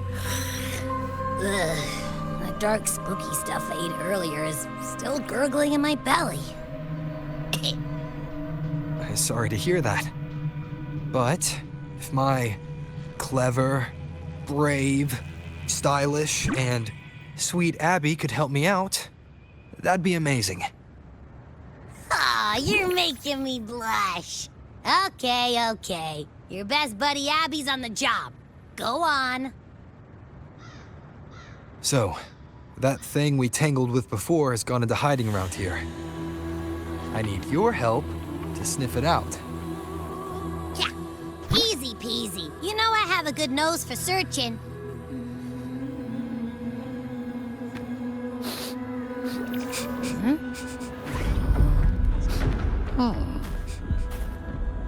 Find anything? The whole place smells like a dumpster fire. And that monster, I can't tell where it is exactly. The scent's all muddled.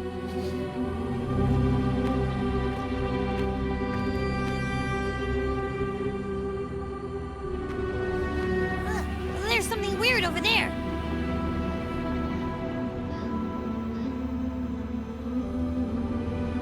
Is that a waystone? I've seen those back in Septimont City. They're like signposts for Outlanders. All right, let's check it out.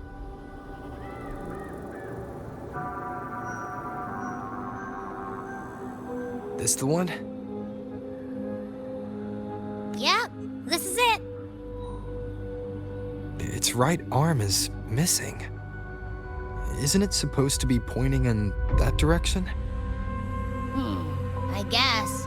It wouldn't be a waystone if it didn't show the way, right? Hey, something just flew by that way. It's that muddled scent again. Come on, we gotta catch it.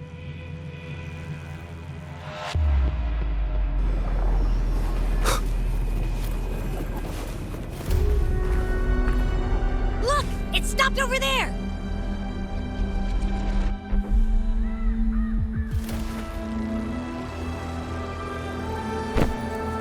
It's gone. Is it hiding among those strange statues over there? Wait, are they singing? They must be the hollow figures Augusta mentioned. And that song. can't get any closer. Maybe I can split off the dark tide's influence.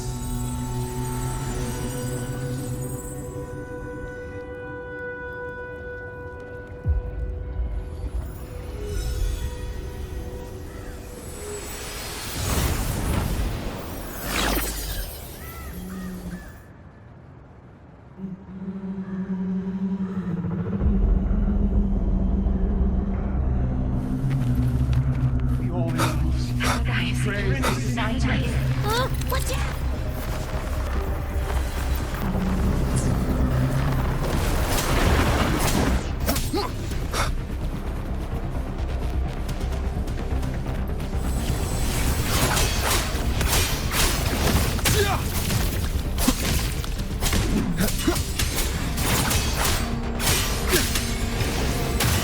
It worked. No. That troublemaker's off again.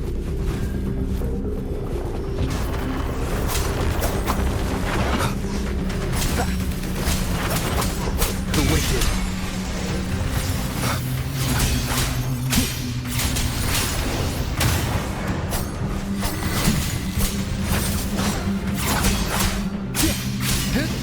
The wicked.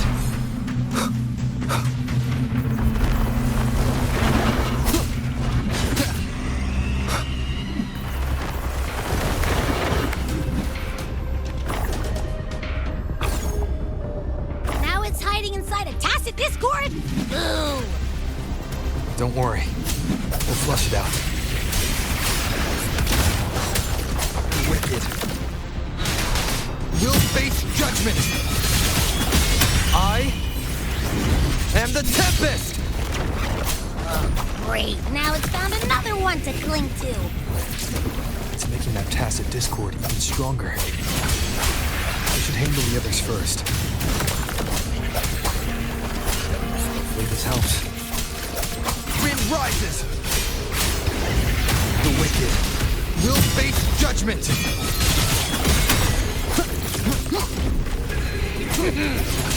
Hide and seek game is over. Time to finish it. Keep it together.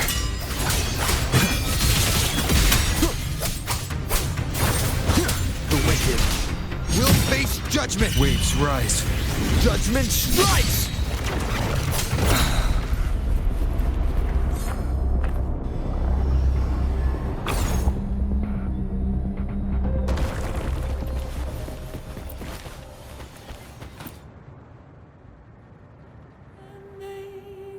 A piece of cloth. It looks like something from a gladiator's gear. But why here? This frequency is something else. Is that the same muddled scent you mentioned before? Well, there's got a bit of that smell, but the fabric's frequency is even stronger. It's not giving in. Kinda like a brave gladiator fighting a monster. I see. That waystone with the missing right arm had a sleeve that was torn. Why don't we take it to the statue? Maybe it will unlock the next clue.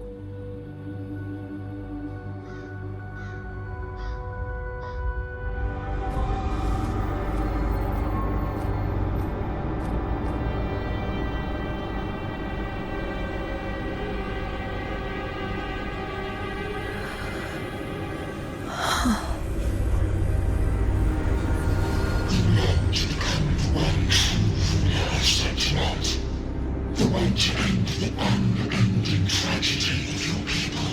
Is that not your true desire? And yet, you've remained but a fragile mortal, unworthy of the greatness you seek. How can such a weak soul claim its place among the gods? Deny it not, sweet child. Your heart is bare to us.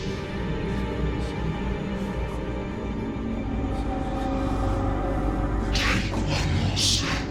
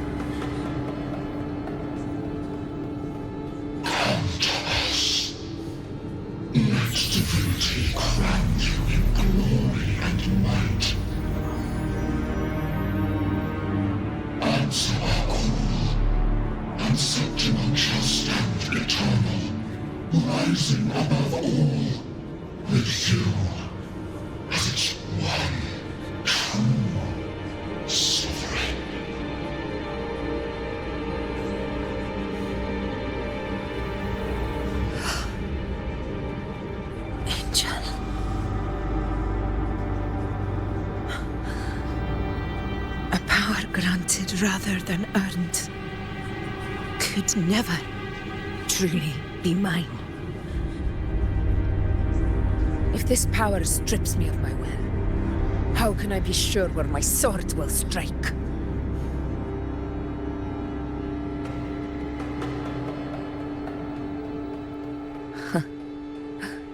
I reject such a gift.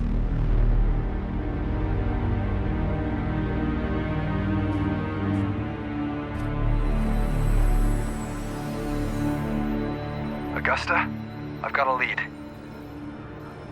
Location's on your terminal. I'll wait for you there. Copy. On my way.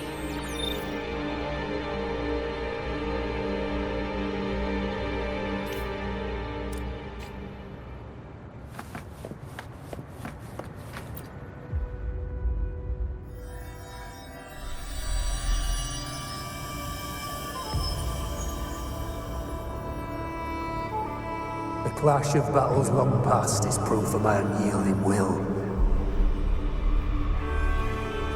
Travelers who have braved the path, press onward. Step into the dark, where forsaken truths and forgotten words slumber.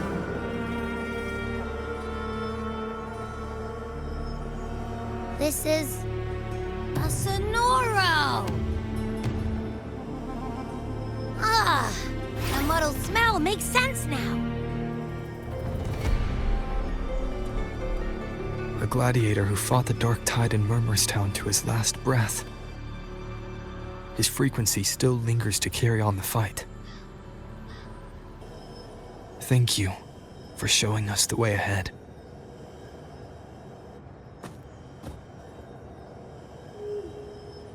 Augusta, over here.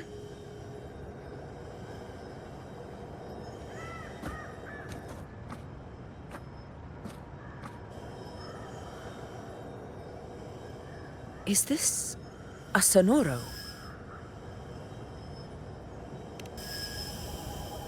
All right, time for Abby's rundown. So, Rover and I were tracking that shadowy monster fella. And I followed its scent right to, this Sonoro. Well, kinda. It's not the exact same scent, it's just really close. It's also kinda muddled. Right. The frequencies the Black Shores detected in both Murmurstown and from the Sovereign are unusually complex. To track the Sovereign, we'll need to help by isolating a pure dark tide frequency. I wasn't sure where to start, but Abby's been a big help. Don't mention it. Easy peasy lemon squeezy. I assume this is your Echo friend, who saved us in the Asphodel Barrens. You have my gratitude. No biggie.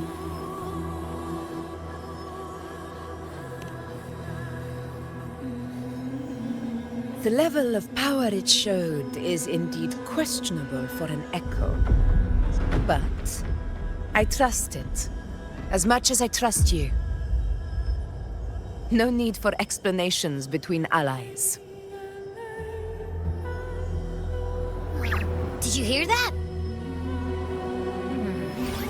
Through me walk the path of glorious ascension. Through me enter the city of eternal bliss. Yet all who enter must first forsake all hope.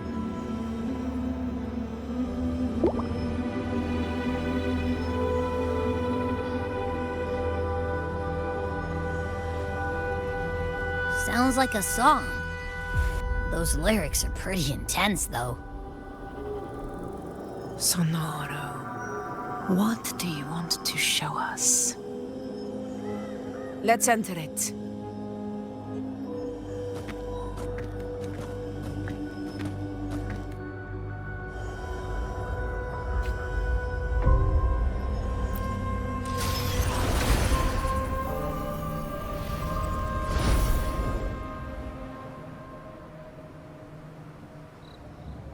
Are we still in Murmurstown? No. There are small differences. This is Murmur's town, only from the past. It was once called Fabianum, the town of gladiators, visited by Fabius, the hero of heroes. But the dark tide claimed it in the end, leaving behind a scar Septimont will never forget. Augusta, look over there.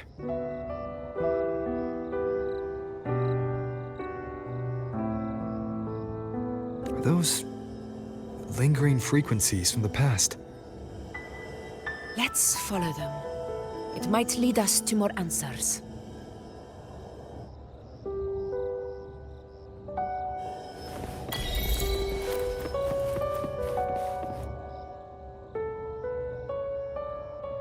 I didn't see you by the Oak Hollow today.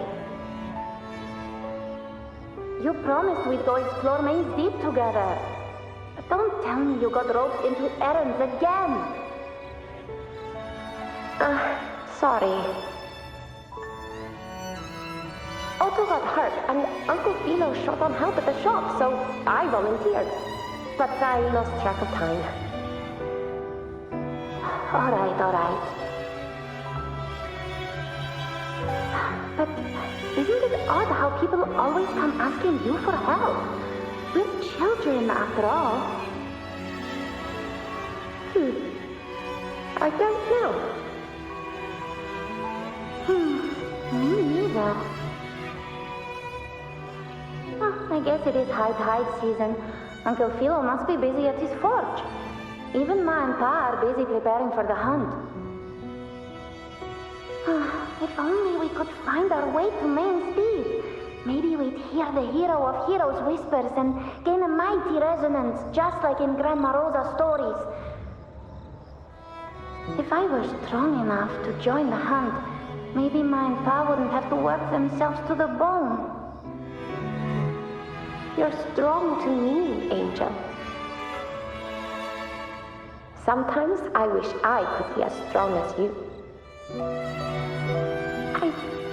I don't think I've ever had your gifts. Father always said, you swing a sword fine enough, but your resonance ability is average at best. Not gladiator material. Average? I don't believe that for a second. Come on, let me see your hand. Your tacit mark's there, right? Hey, why are you hesitating? Show me.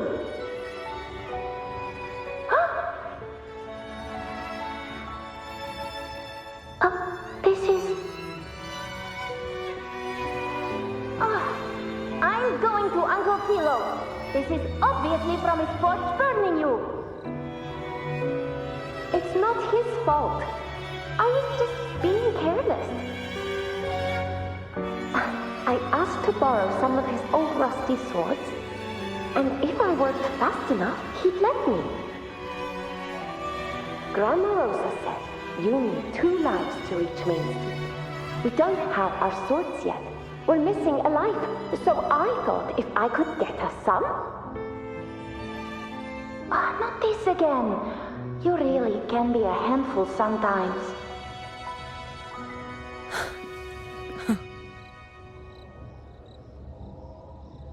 Yes, 16 years ago. Right before the dark tide hit. Huh? There's that floating thing again! I think it's trying to lead the way for us this time. We should follow it.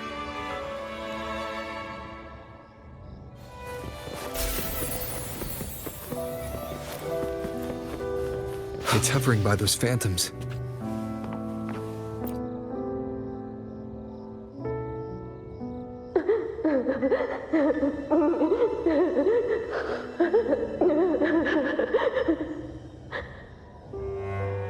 There you are. I was looking everywhere for you. Here, take some of these candies. Grandma Rosa gave them to us.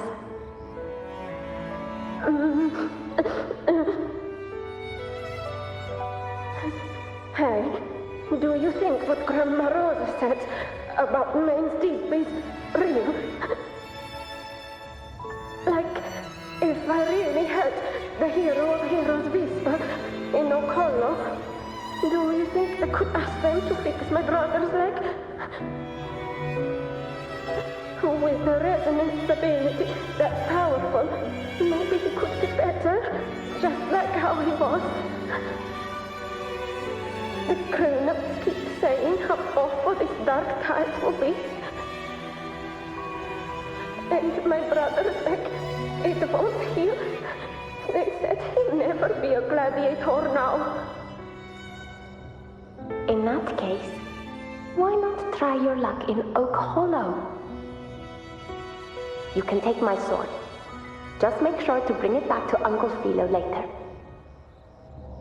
But aren't you coming too? There's no extra sword. You can't reach Main's Deep without your sword. It's okay. I'll wait till next time. I'll find a way to get more swords, so everyone can have one. That little girl. Does her voice sound familiar to you? I feel like I've heard it somewhere before.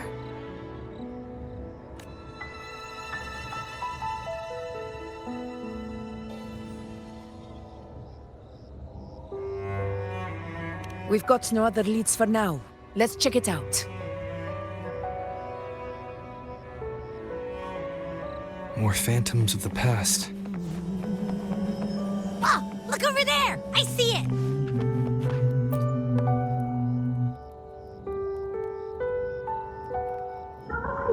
You are there! Oh, you wouldn't believe what happened.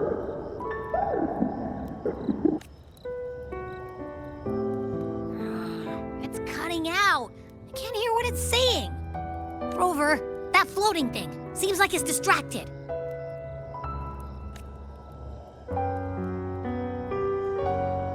Something's messing with it, but I can't see what. Feels like, I don't know, like there's an invisible wall cutting us off. Another waystone. That can't be just a coincidence. It led us into the Sonoro. Maybe it can lead us out. You're saying we should use it to leave the Sonoro, and that whatever's messing with us might be coming from outside. Could be. It's worth trying.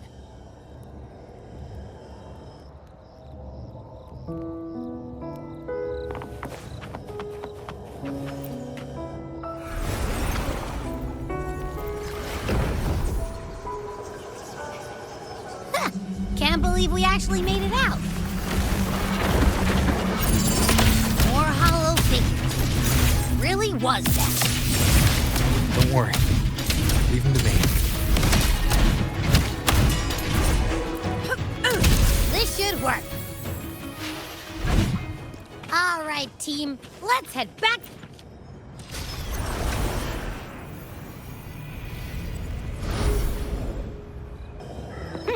Seems like our little flutterbug has finally calmed down.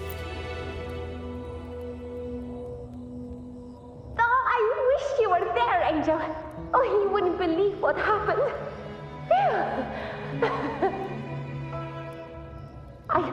I only ran a few laps with Eric, and guess what? He got so dizzy he tripped over his own feet and chipped a tooth. Hold still. I'm trying to get the salve on. Look at you. Black and blue and still grinning like a goat. All right, out with it. What do you do to that thick-skulled Enric this time, huh? You're hurt pretty bad. Guess that means no Oak Hollow then. Not that it matters. I bet there's still nothing there but moss and mud. He was picking on the little ones. I couldn't just stand there and watch. So I told him, learn how to kneel before asking others to. and that's when he snapped. Couldn't beat him, but still threw down. That's just like you.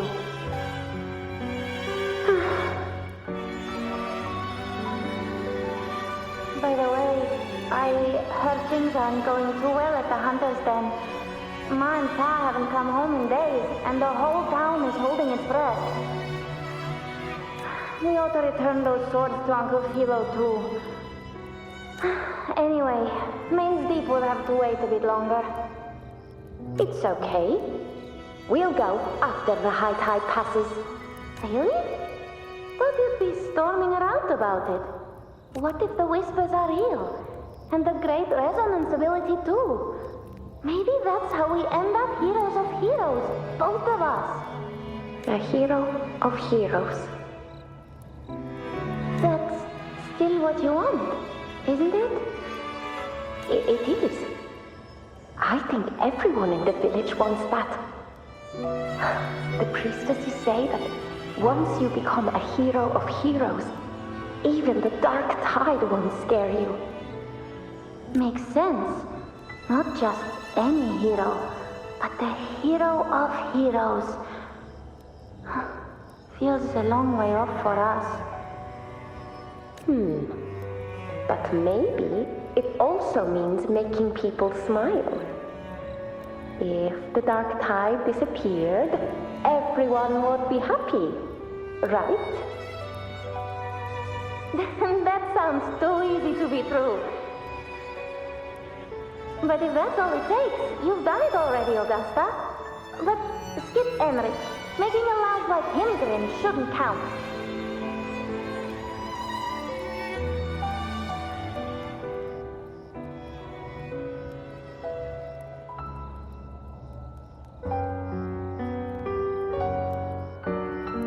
Augusta.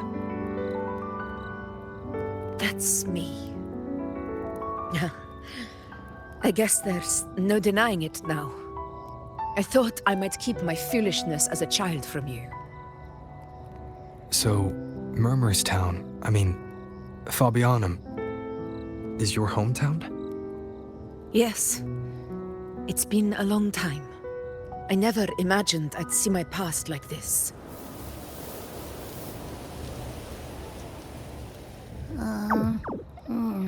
I'm curious. About Main's Deep and the Oak Hollow? Yeah. The name Fabianum once stood for glory. As Septimon's front line against the dark tide, it held the honor of receiving legends, like Fabius, Attilius, and Valeria. Perhaps that's why Hero of Heroes' tales always lingered here. The most popular one was the tale of a great journey to Main's Deep, the ruins of an ancient civilization. It was said that if you brought 2 lives, yourself and your sword, you'd be granted entry. And within, you'd hear the unceasing whispers of the legendary heroes. Whispers, they say, capable of awakening resonance ability, as mighty as the hero's own. As for the Oak Hollow, said to lead to Main's Deep, just children's tales. No one ever knew if it was real.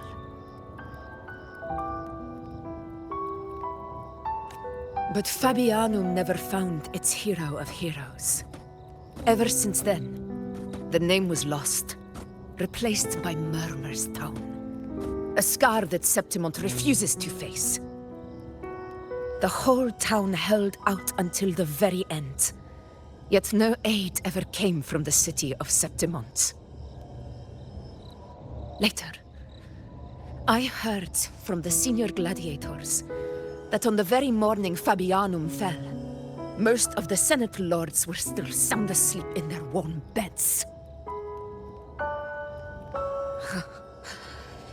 It wasn't the dark tide that doomed my hometown, but those in power who were blinded by greed and failed to act.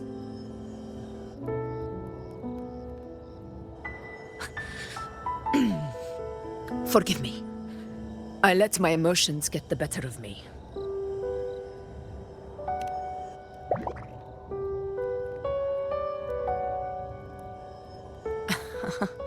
I see.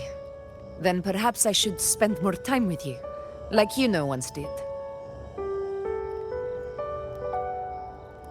Anyway, why did the Sonoro reveal all this to us?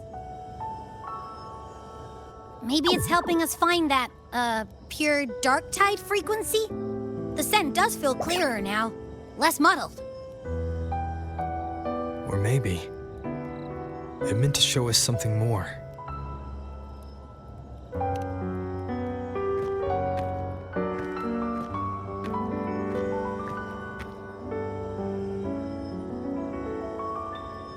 A soul who endured the dark tide's corruption and still fights to speak the truth.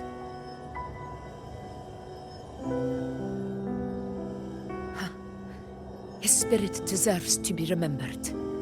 I will go to witness that truth with my own eyes.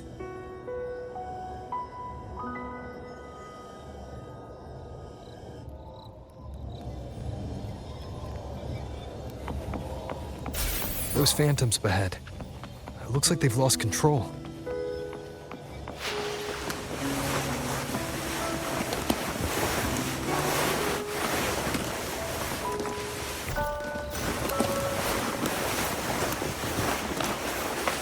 Everyone's been... Angel, what is it? Angel? What happened? You're bleeding. Stay with me. I'll get you out of here. There are monsters everywhere. You won't make it. What will you do?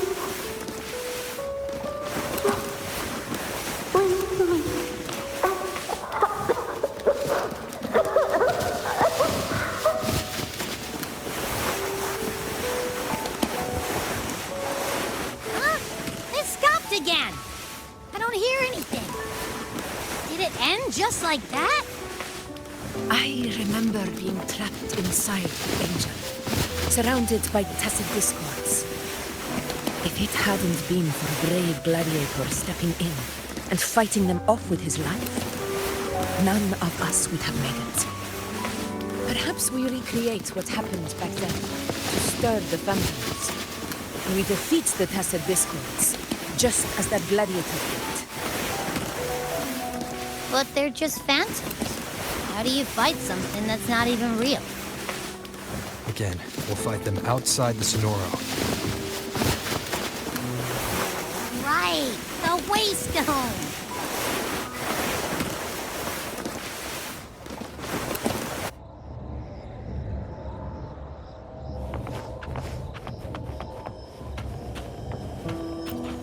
Honor cannot be sullied. Tacit discord! Over there!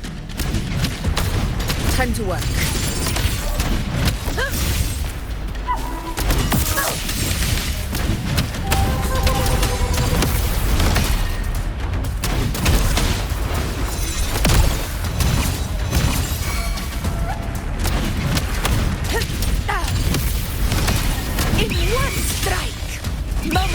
Victory! Pathetic struggle! Let's return to the Sonoro. There's likely something new to see there.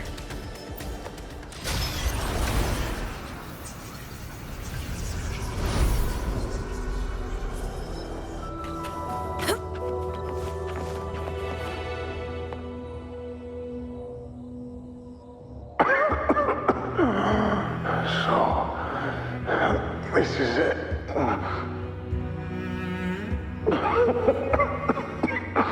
At least, I'm not on my knees.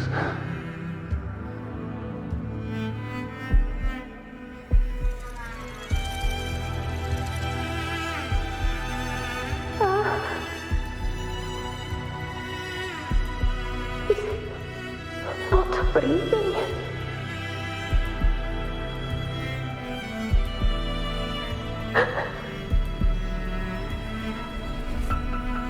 Thank you.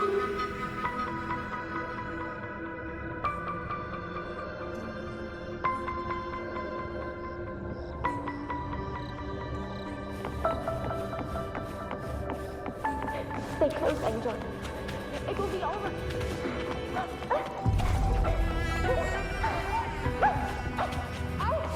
It's over by the alley. Let's go this way. Hang in there. Angel. Roars of conquest!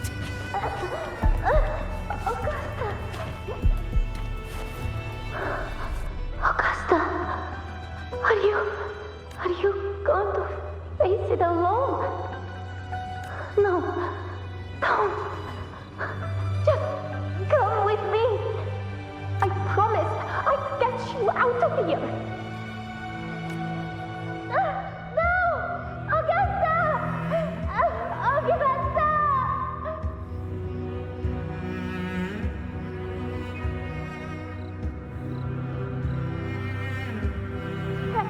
Hey, you! Evil monster! Why don't you fight me? I'm not scared. Come on, I'm wide open.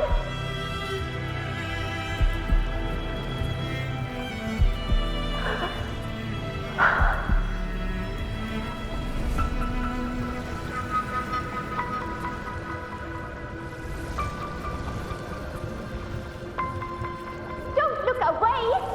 I'm not someone you can ignore.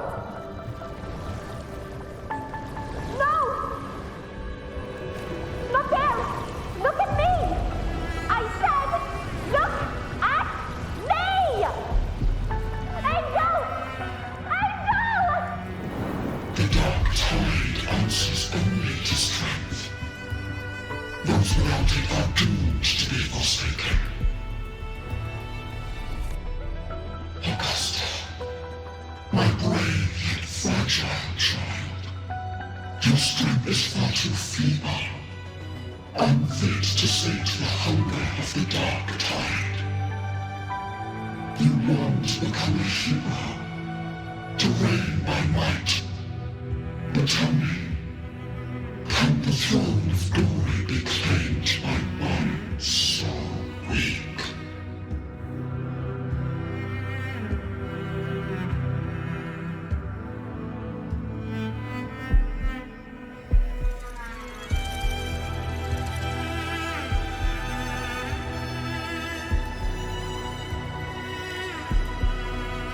The dark tide paid me no mind.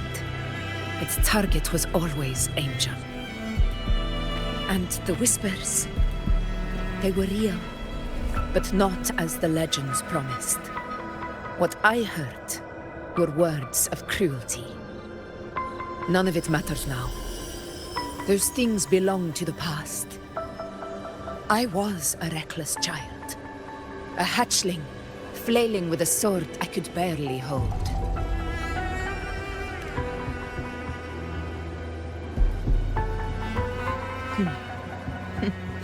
True.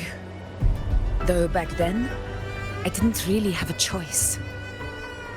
This is Septimont, a place where ideals bow to strength. As a child, I had no desire for power. But in the city of Septimont, if I wished to rise beyond my origin and silence arrogance dressed in fame and fortune, I had no other path. Now, my strength speaks in my stead, and my blade cuts down every slander. All but prejudice. I know well what those parasites in the Senate are plotting. Draped in the Temple's name, they manipulate public opinion to secure themselves a place on Capitolini Hill. But their absurd schemes betray only fear. Too afraid to face me, they skulk in the shadows, hoping empty prophecies might bring me to my knees.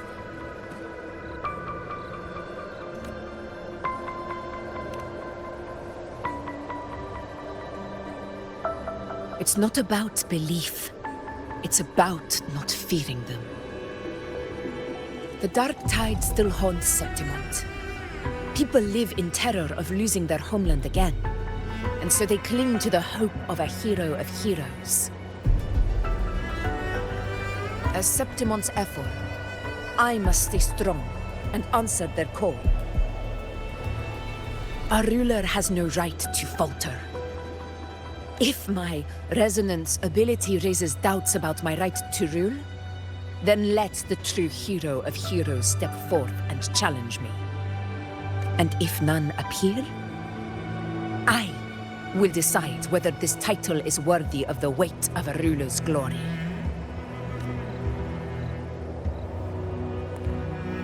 One of the prophecies speaks of a hero of heroes, wielding extraordinary power, rising from the dark tides.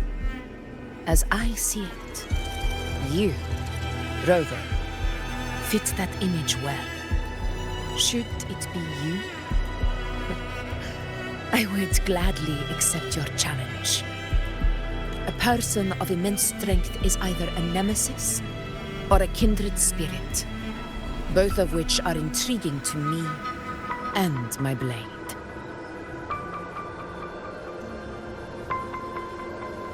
Me? Honestly, the thought never crossed my mind. From what I've seen, being a true ruler isn't about having immense strength, whether that's a powerful resonance ability or sheer might. I've met people from Huanglong to Renacida who live with real integrity. Their skills and backgrounds were all different, and none of them were perfect. But what defines them isn't strength or anything that can be measured. It's the spirit they were born with. Resilient, unyielding. That can't be stolen. Believe me, Augusta. I see that same spirit in you. I see. You know once said something similar to me.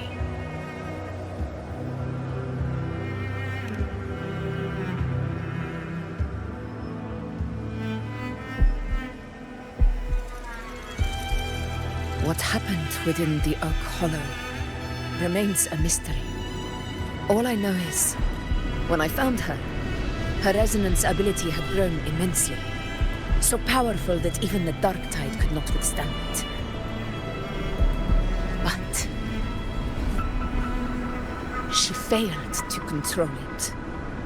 I could do nothing but watch as she transformed into something no longer human. After that, I never saw her again. The dark tide occurrence 16 years ago. Its frequency must have been more stable than it is now. Maybe this is the truth the gladiator spirit is trying to share.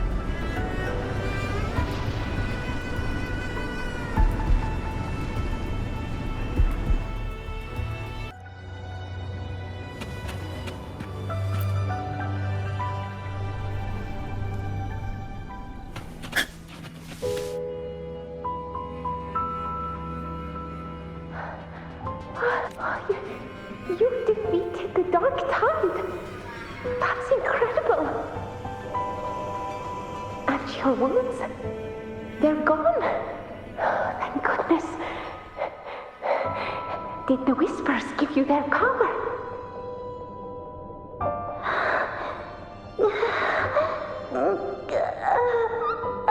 Angel, are you?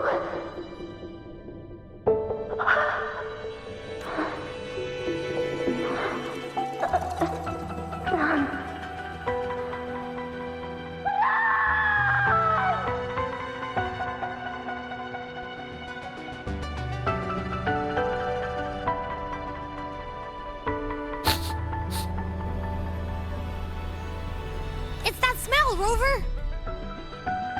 The truth. The dark tide. And the pure frequency. Are you certain that's what we're looking for? How could Angel be carrying the Dark Tide's frequency? If anyone can sniff out the truth, it's Abby. But just to be sure, I'll send the data to Buling once we're out of here. The Black Shores will give us an answer.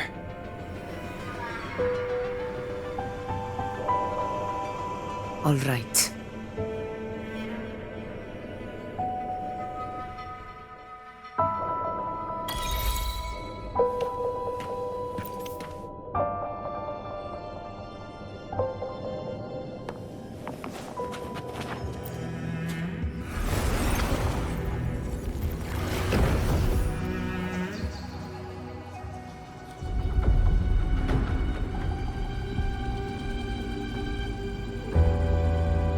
All done, boss.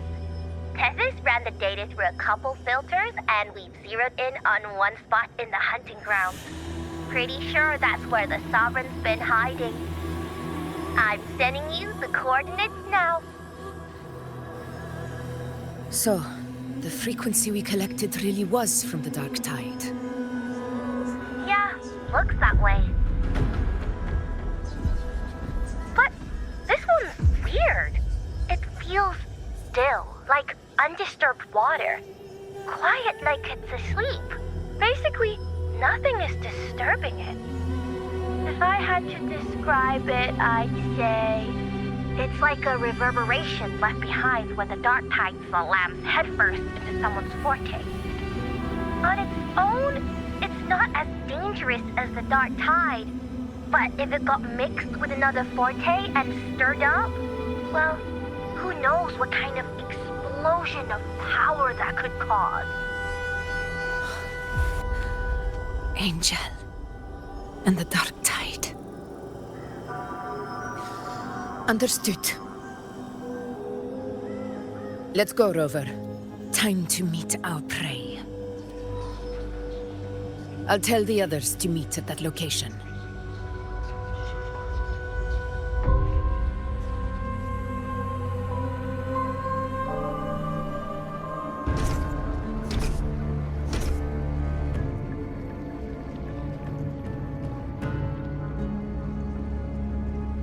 Please hurry, everyone. The anchor stone must be in place before the Sovereign's hunt begins.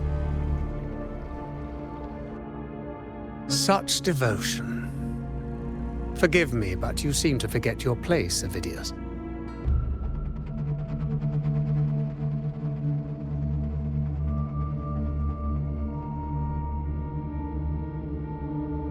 Is that so? Perhaps you'd like to remind me, my lord.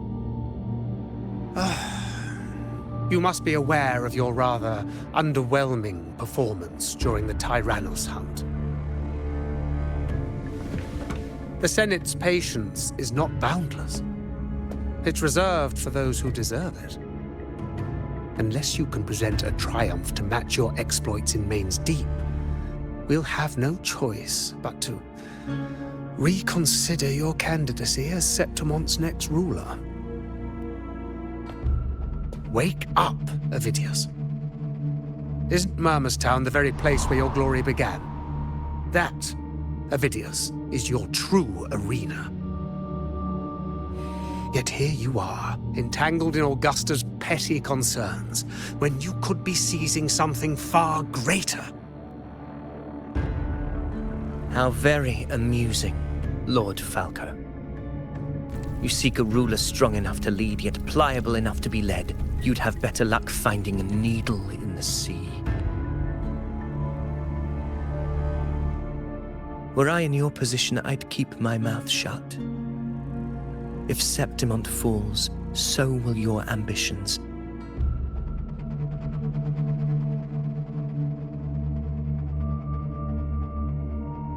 And allow me to remind you. I entered Main's Deep because I had no other choice, and my duty as a gladiator demanded it. The blood I shed, the blade I wielded, these were proof of loyalty, not entertainment for the Lords. If that's how you see it, then perhaps it is I who should reconsider this alliance. How dare you? Ha! Got some grit, eh? Haven't let ambition cloud your mind. I like that.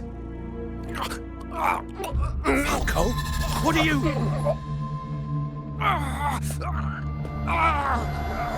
Watch out!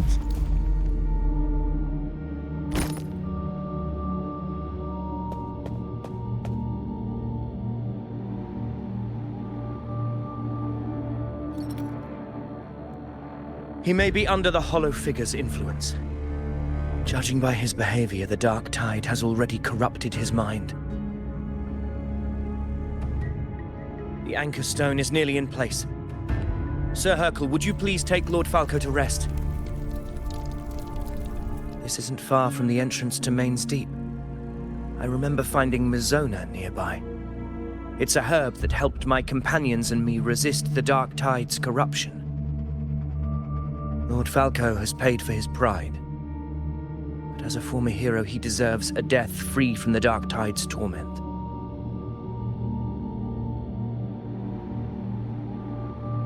I will do what I can to help.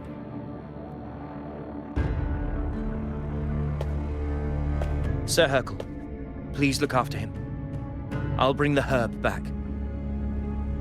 I promise it won't take long. Don't worry. All right. You go do what you believe is right.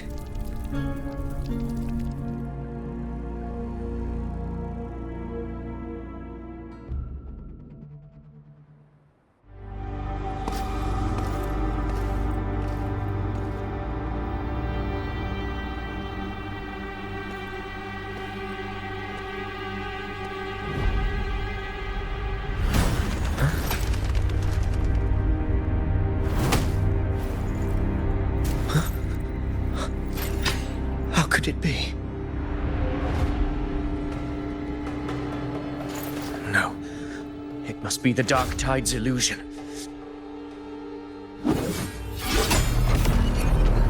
This wall. No.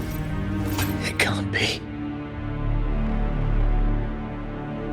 My fellow gladiators, our prey has finally revealed itself. Move to the marked coordinates. It's time to hands.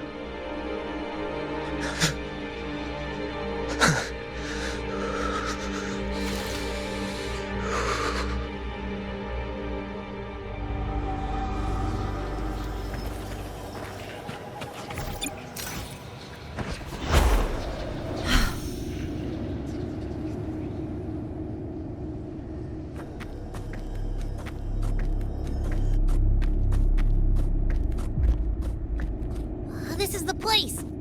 The smell's getting stronger!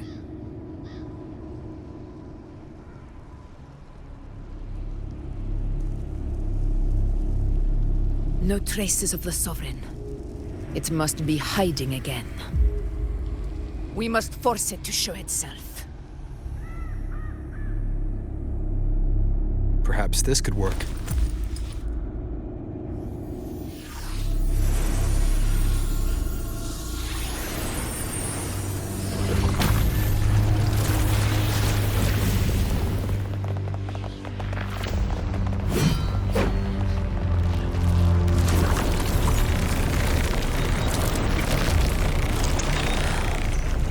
Over there.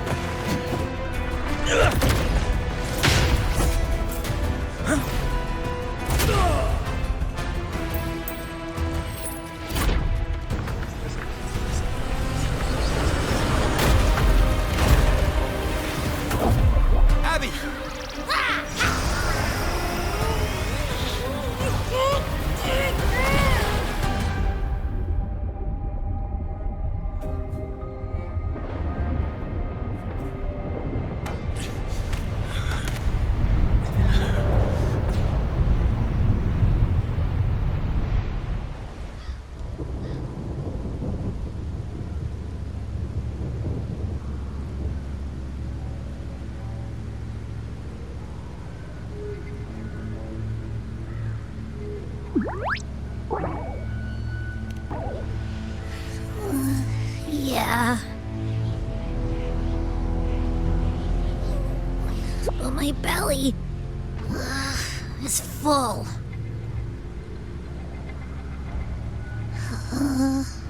I'm so tired.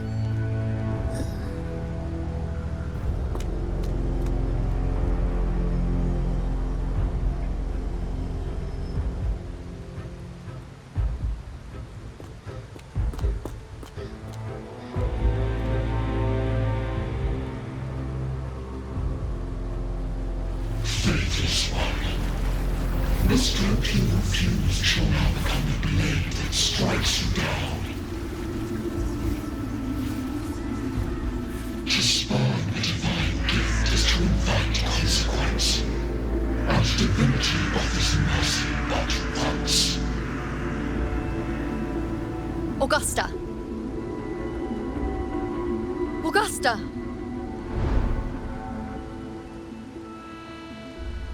You know,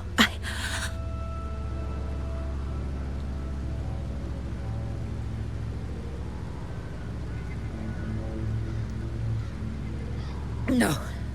It can't end like this.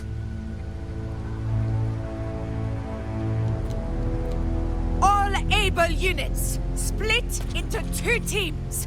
One will escort the wounded back to base, while the other prepares supplies and maintains position.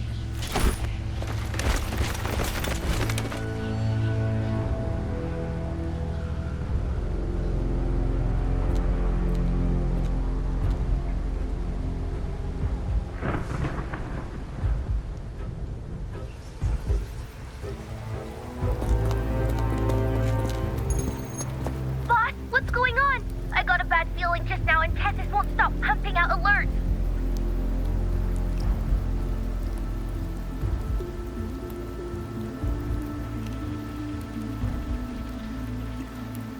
Uh-huh. Figures. That area you're in has very many warriors. For the Sovereign, it's like having a free buffet. And sure enough, you blink, and it's already swallowed up all the surrounding frequencies. Now it's a real nightmare.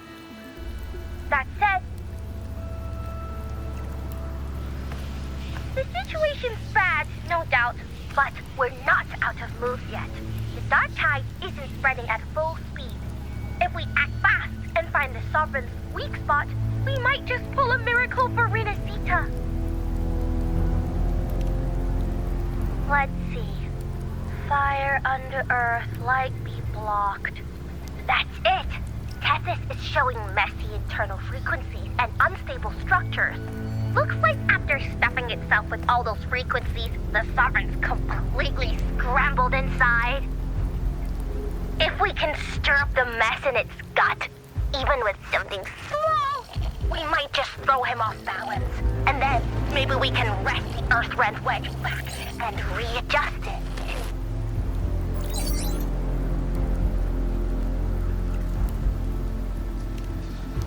Terrible timing. Is there any other way to reach her?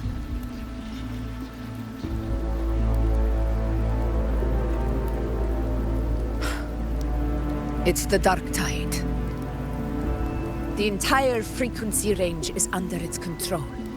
In other words, we're completely cut off here. How vexing. The dark tide's inside. If we feed that monster something else. Right, the anchor stone. You're suggesting we let the Sovereign absorb the Anchor Stone. If it works, it could suppress it from the inside. Very sharp. But before we act, there are 2 things we need to prepare. First, we need to get the Sovereign to open up and swallow the Anchor Stone like a good boy. That will be on you and Augusta, Rover. Second, the dark tide itself must be stabilized to keep the Sovereign nice and solid. My job, naturally. No one else is fit for the task. No, The Sovereign is far stronger than before, and you've only just recovered. There's no way you can take on that much resonance energy at once. I'm not made of glass, Augusta. I am Yuno, the most gifted priestess Septimont has seen in generations. If anyone can hold back the dark tide, it's me. And I'm not going to fall on you that easily. Besides, the sacred flames already showed me my end. In the warmth of spring, surrounded by white flowers, with gentle eyes watching over me. But that day is still far from today. At worst, I'll just need more time to recover. Everything's going to be all right. I promise.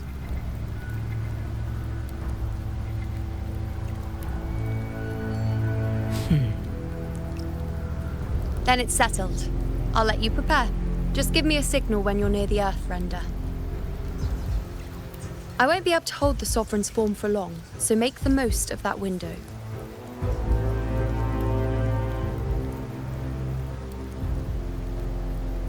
Did you forget anything?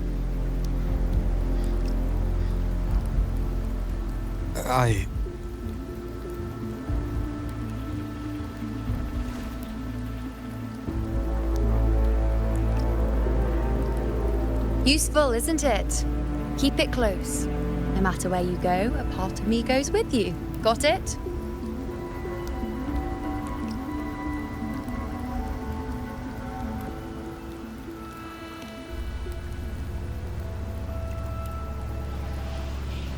Since I've given you a tool so practical, I'll ask something in return.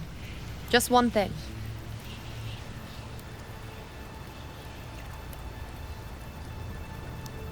Promise me you'll stay by Augusta's side and face whatever destiny sets upon you, together. This isn't a command or a suggestion, it's a personal request. Only you can do this. You know. I think I understand what the unknowable void in your fate really means. It's not nothingness, Rover. All along, it's represented a future that can't be defined by anything but your own will.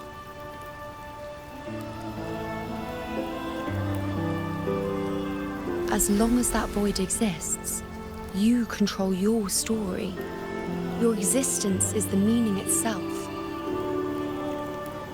So please, support Augusta with everything you have. I've seen how much she trusts you.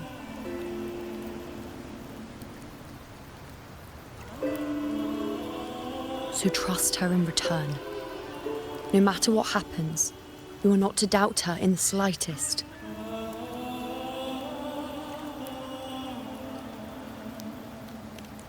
That's the spirit.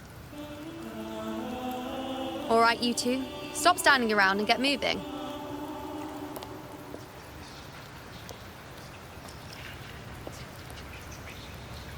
The sooner you settle this, the sooner I get to leave this boring place.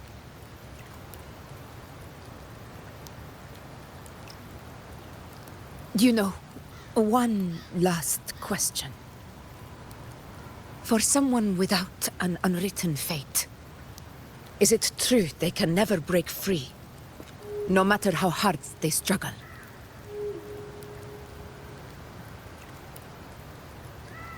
I don't know.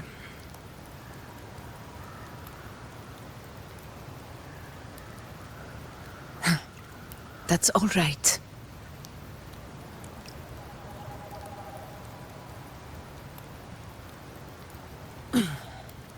Let's go, Rover.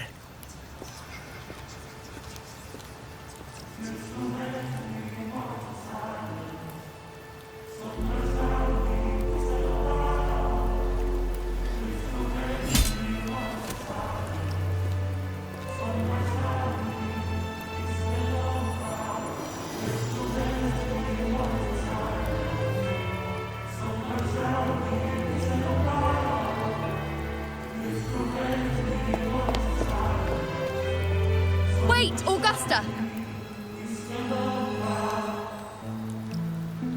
I I've been thinking. Our final fate might already be written, but how we walk that path is up to us. We as humans are meant to carve our own way forward.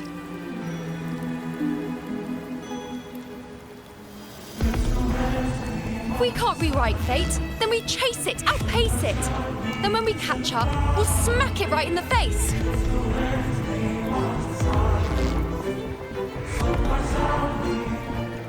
Don't forget what you once said.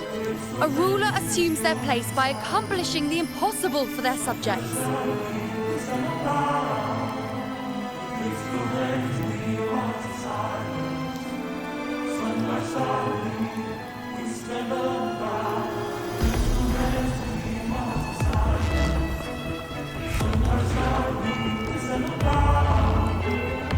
Let's head to the borders of Myrna's town, Rover.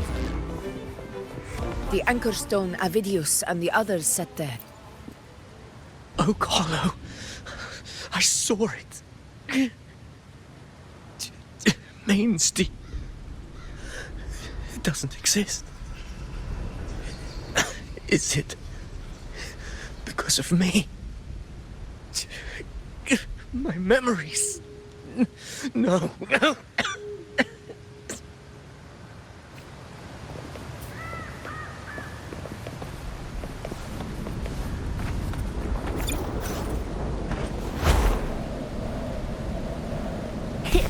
I'm a dandelion.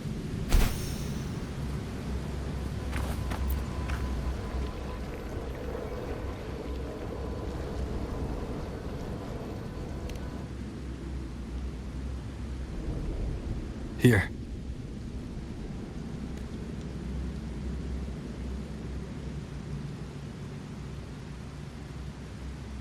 Why did you... Booling mentioned even something small could have a great influence. The smaller, the more unnoticed. Come, stand with me to face our reckoning. Let this small thing pry open the cracks in fate's door.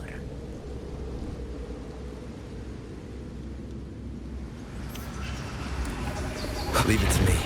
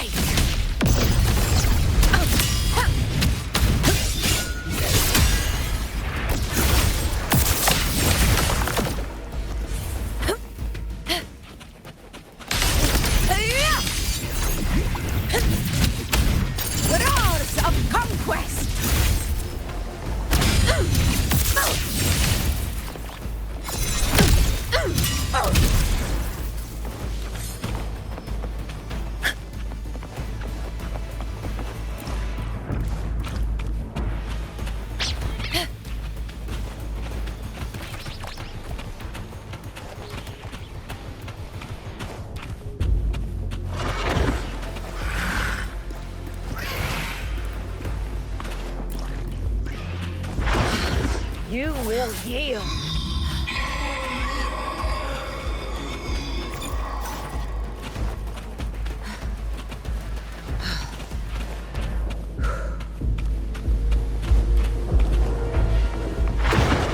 Undying glory! Here! Moment of victory!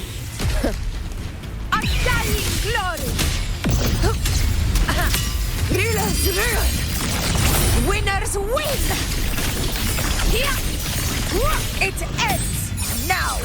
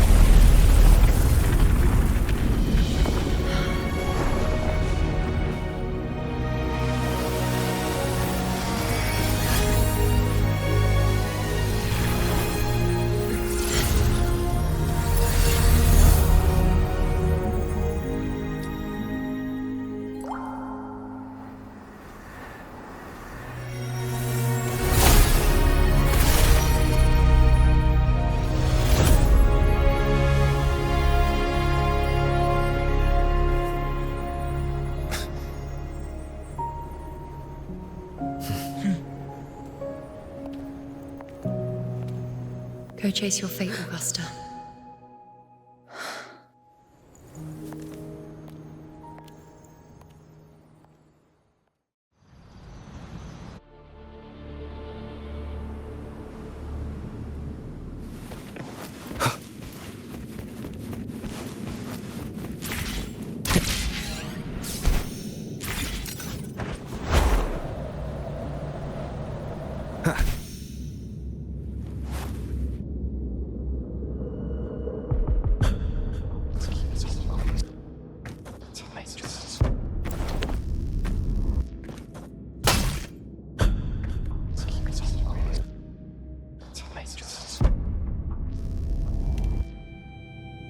Nothing, just something on my mind.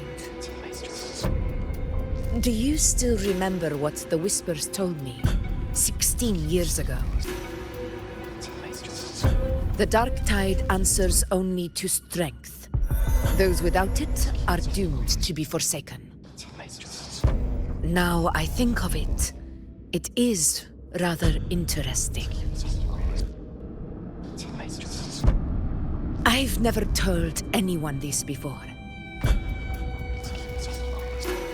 But ever since the dark tide decided to forsake me, those broken whispers have never left.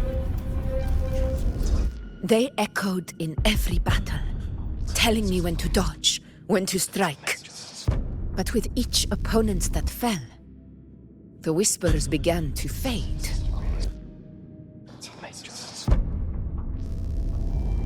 Until I became the Ephor. That's when they returned. Louder, never giving me a single moment of peace. I tried to shut them out. But every time I strayed from their guidance, fate would strike me down in the cruelest of ways. I thought I was the master of my fate. But the truth is, they always knew the path better than I ever could. The old prophecy about Raguna, that they once whispered to me, has come true. Now, it is time for me to put their power to the test.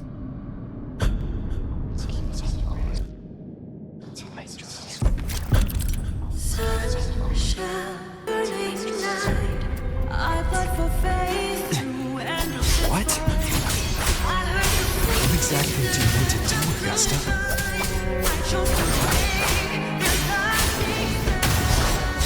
Wind rises! The wicked. I am the Tempest!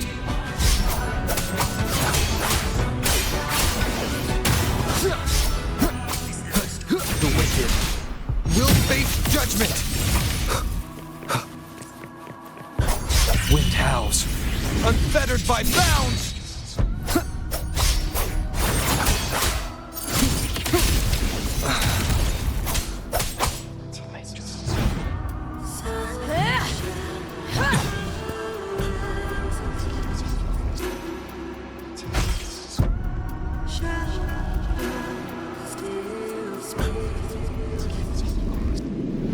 One of the prophecies speaks of a hero of heroes. As I see it, you, Rover, fit that image well. As long as that void exists, you control your story. Your existence is the meaning itself. So this is her plan. Using this battle to mark me a hero of heroes so the temple's prophecy will be fulfilled. Augusta. Give everything, Rover. I have realized this is the duty I must fulfill. Ha! That's it. Show me your strength. The one to stand beside me for the throne is you. And only you. The wicked will face judgment. I am the Tempest!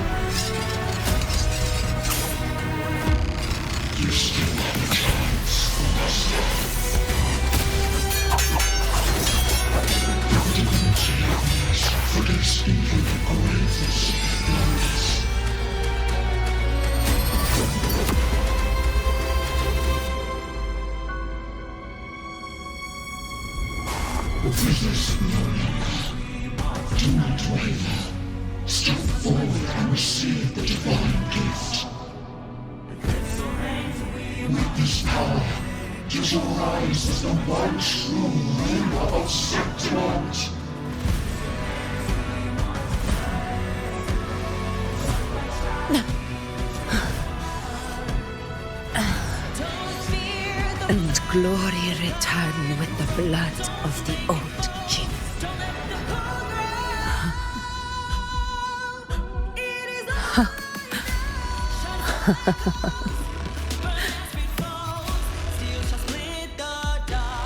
You proved the prophecy true. So why now? Why this sudden urgency to stop me from fulfilling it? Unless I was your target all along. That power you spoke of was always just a trap. Answer me. Who are you? And what did you do to Angel? How foolish, Augusta. The will of the divine is not to be questioned. Alas, your cousin too small to comprehend the grand vision.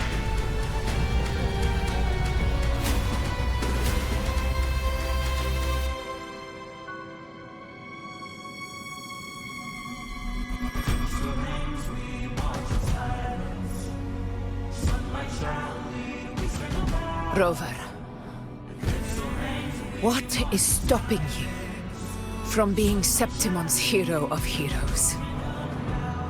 You, the unwritten one, are blessed to shape your own fate. And I must walk my own path as ruler. Go, fulfill the prophecy that was always meant to be. I give my blood, so that the true hero may rise.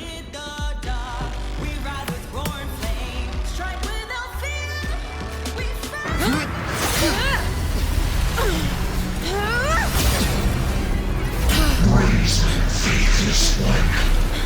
Receive the judgment of the heavens. The sacred crucible shall reshape your soul. Fool. I already said Raguna's divinity didn't get a seat on the ship.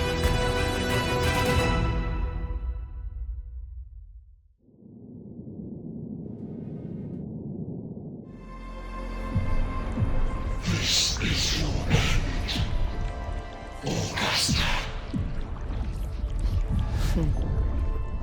But we're not done just yet. Insolent heretic. Very well. If this is what you want, we shall grant you an endless feast of despair. My sword. Cato. Where's my sword? What haunts you, my teacher? A hero shouldn't fall to the dark tide. I need my sword to fight back.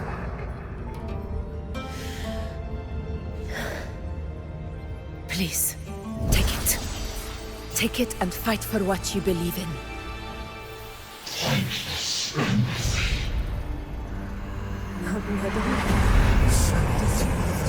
He's gone. A golden throne.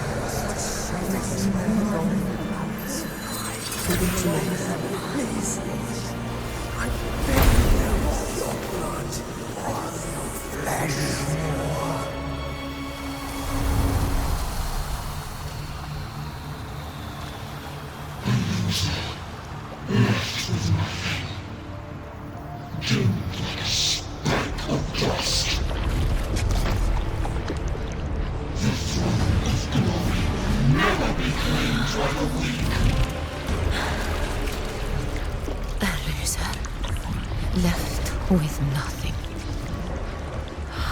wrong you are.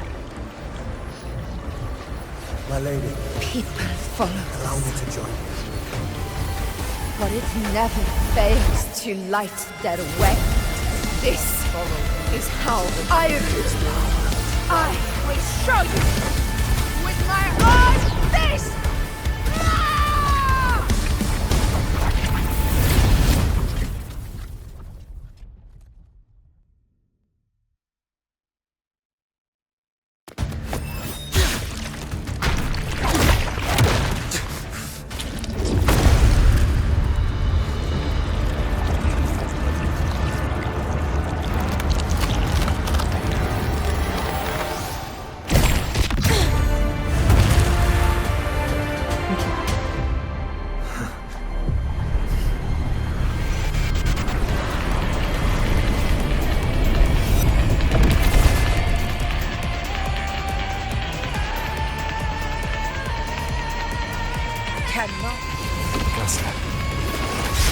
We meet again, my friend. It seems my will won't let me miss a chance to fight side by side with you. Come, Rover. I've been waiting for this moment.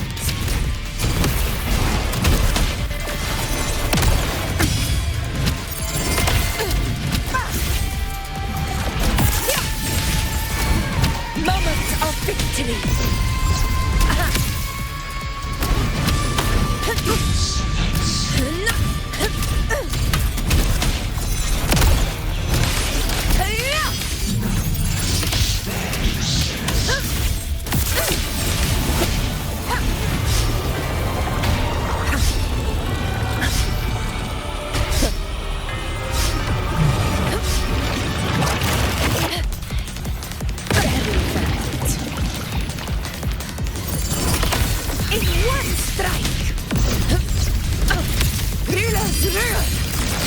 Winners win!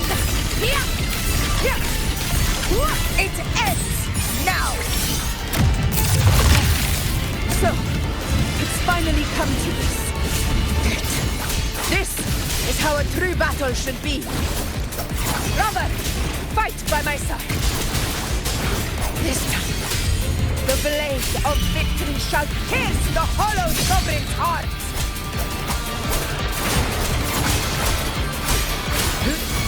The wicked will face judgment!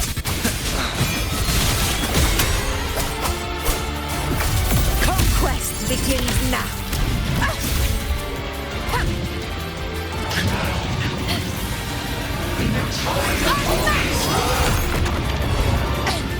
A worthy opponent. Back down. Wind rises! Hopefully this helps.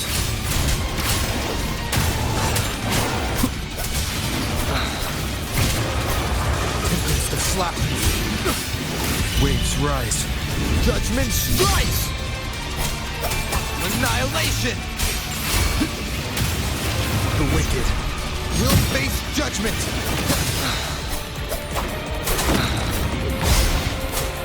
Keep it together. This is my moment.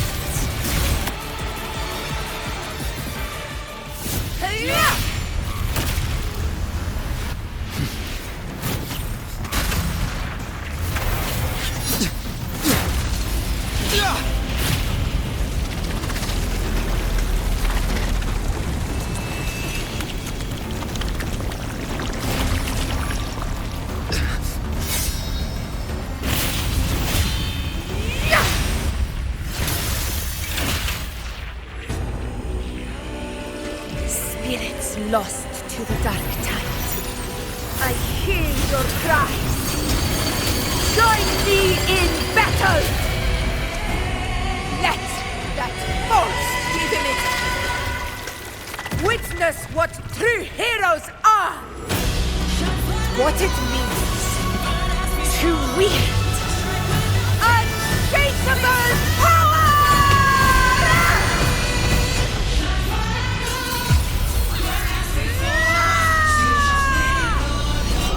We ride with Roar!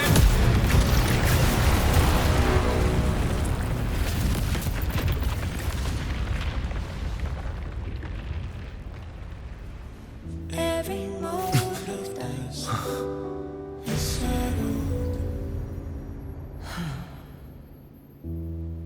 May applause greet you, heroes of Septimont. In the storms are tides of blood and sand. Your sword stitches our land. So I'm standing here with the brave below. A heart-won battle, wasn't it? Not to mourn, but to sing your song. May I be a blazing torch. Yes. You light to guide you back. It's all thanks to you, Rover, Septimont's hero of heroes. In that case, I could say the same to you. As the prophecy goes, the hero of heroes, wielding extraordinary power, rising from the dark tides. As I see it, you, Augusta, fit that image well. Extraordinary power. That's a bit much. I know my limits. But I do think I've earned that title. And it's one we could share together.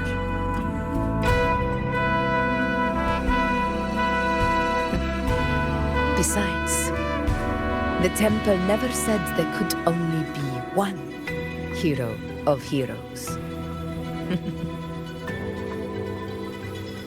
What really happened to you in the dark tide? I thought you might have... It wasn't a pleasant experience. But in a strange way, it was refreshing. If you want to hear the full story, I'll tell you another time. But back inside the dark tide, I think the lost frequencies were always guiding me, shaping who I was becoming. Even trapped in that abyss of despair, those fallen heroes never gave up. They lit a faint, warm light in the dark. And you, along with everyone who stood by me. Without you, we couldn't have won this battle.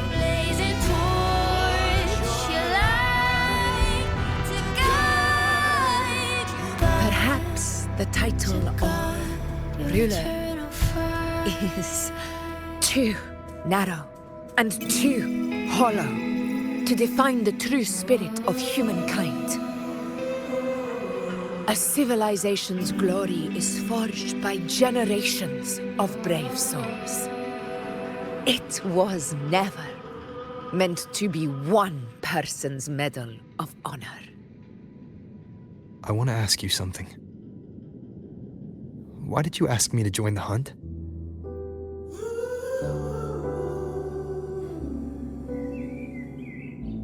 Because my warriors and I wanted to fight beside someone like you. And that hasn't changed. But I will be honest. Part of it was because of your unwritten fate. I'd been preparing for this hunt for a long time.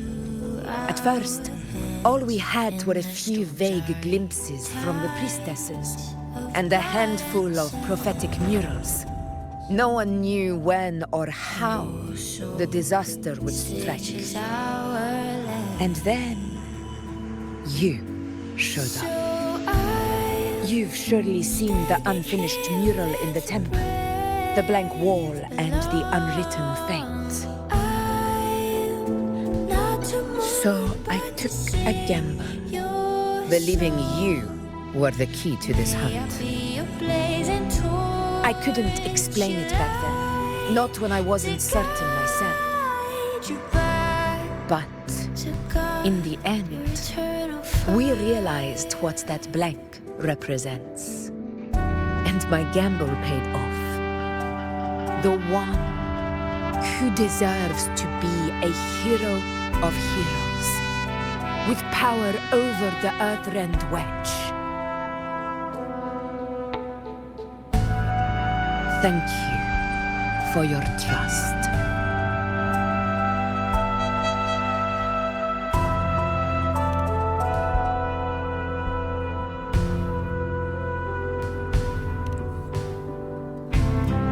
Now it's time for me to honor my promise.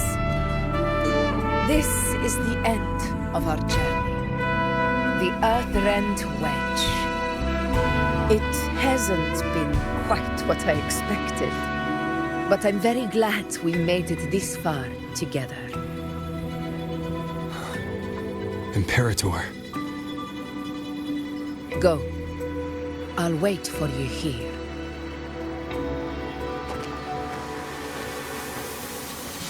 Every moment lies the shadow. Yet their weight still clings to ours. And the storms are tides of blood and sand. Your soul stitches are there. So I'm standing here with brave below. I'm not to mourn, but to sing your song. A discoid. May I be your blazing torch, your light This warmth. I feel you, Imperator. to guard your eternal fire. I better get back.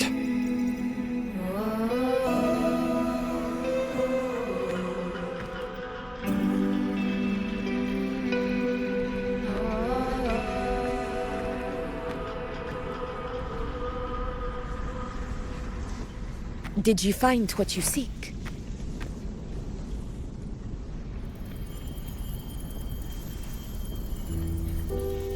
A discoid. Looks like a compass. The structure's odd. There might be a hidden compartment inside. Can you try opening it?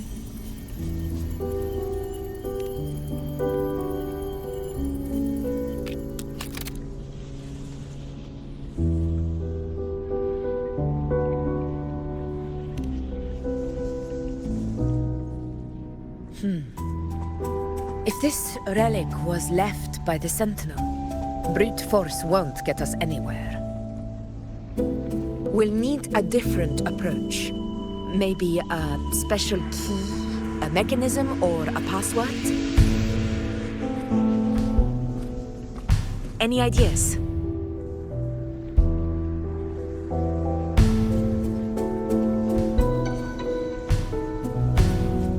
Black Shore's records and the Sentinel may give us more clues. More importantly, I need their data on the Dark Tide. The Earthrender's holding back the Dark Tide for now, but we're not in the clear yet. Those sudden outbreaks, the way it's fixated on you, it's not just a coincidence. You're right. With the Black Shore's tech, we might be able to outwit our unseen enemy. I'll contact them as soon as we're back.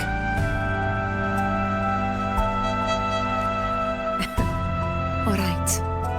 Let's set all this aside and enjoy the victory we've earned. There's probably a bonfire roaring at the encampment by now. Rover, it's time to return to those waiting for us.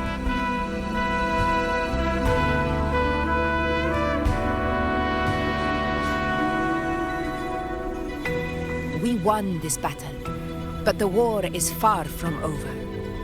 The road ahead still steeped in blood and thorns. But with you, and everyone who stood beside us, The banner of Septimus will never fall.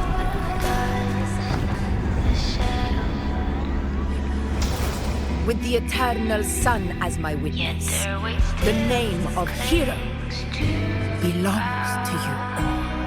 In the storms are tides of blood and sin. Your soul stages are.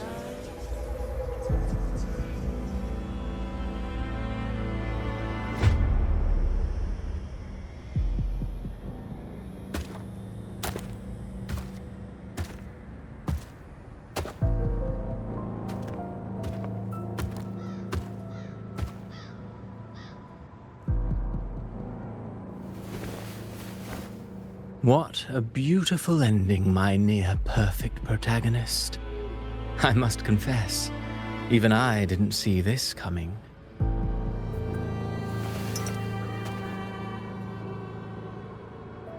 Should this be your final act? No. No, allow me this small indulgence as your creator.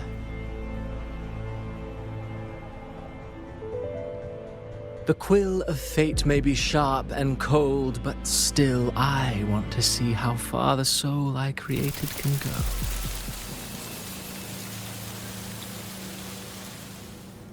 After all, it's the stories that sink deepest into the mire that stir the heart most, don't you think?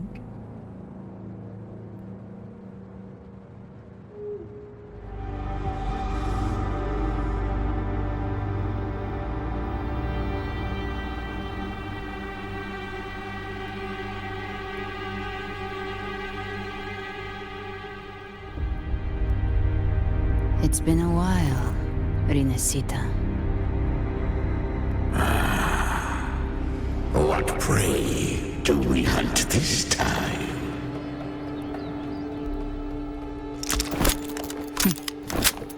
The Trenodian.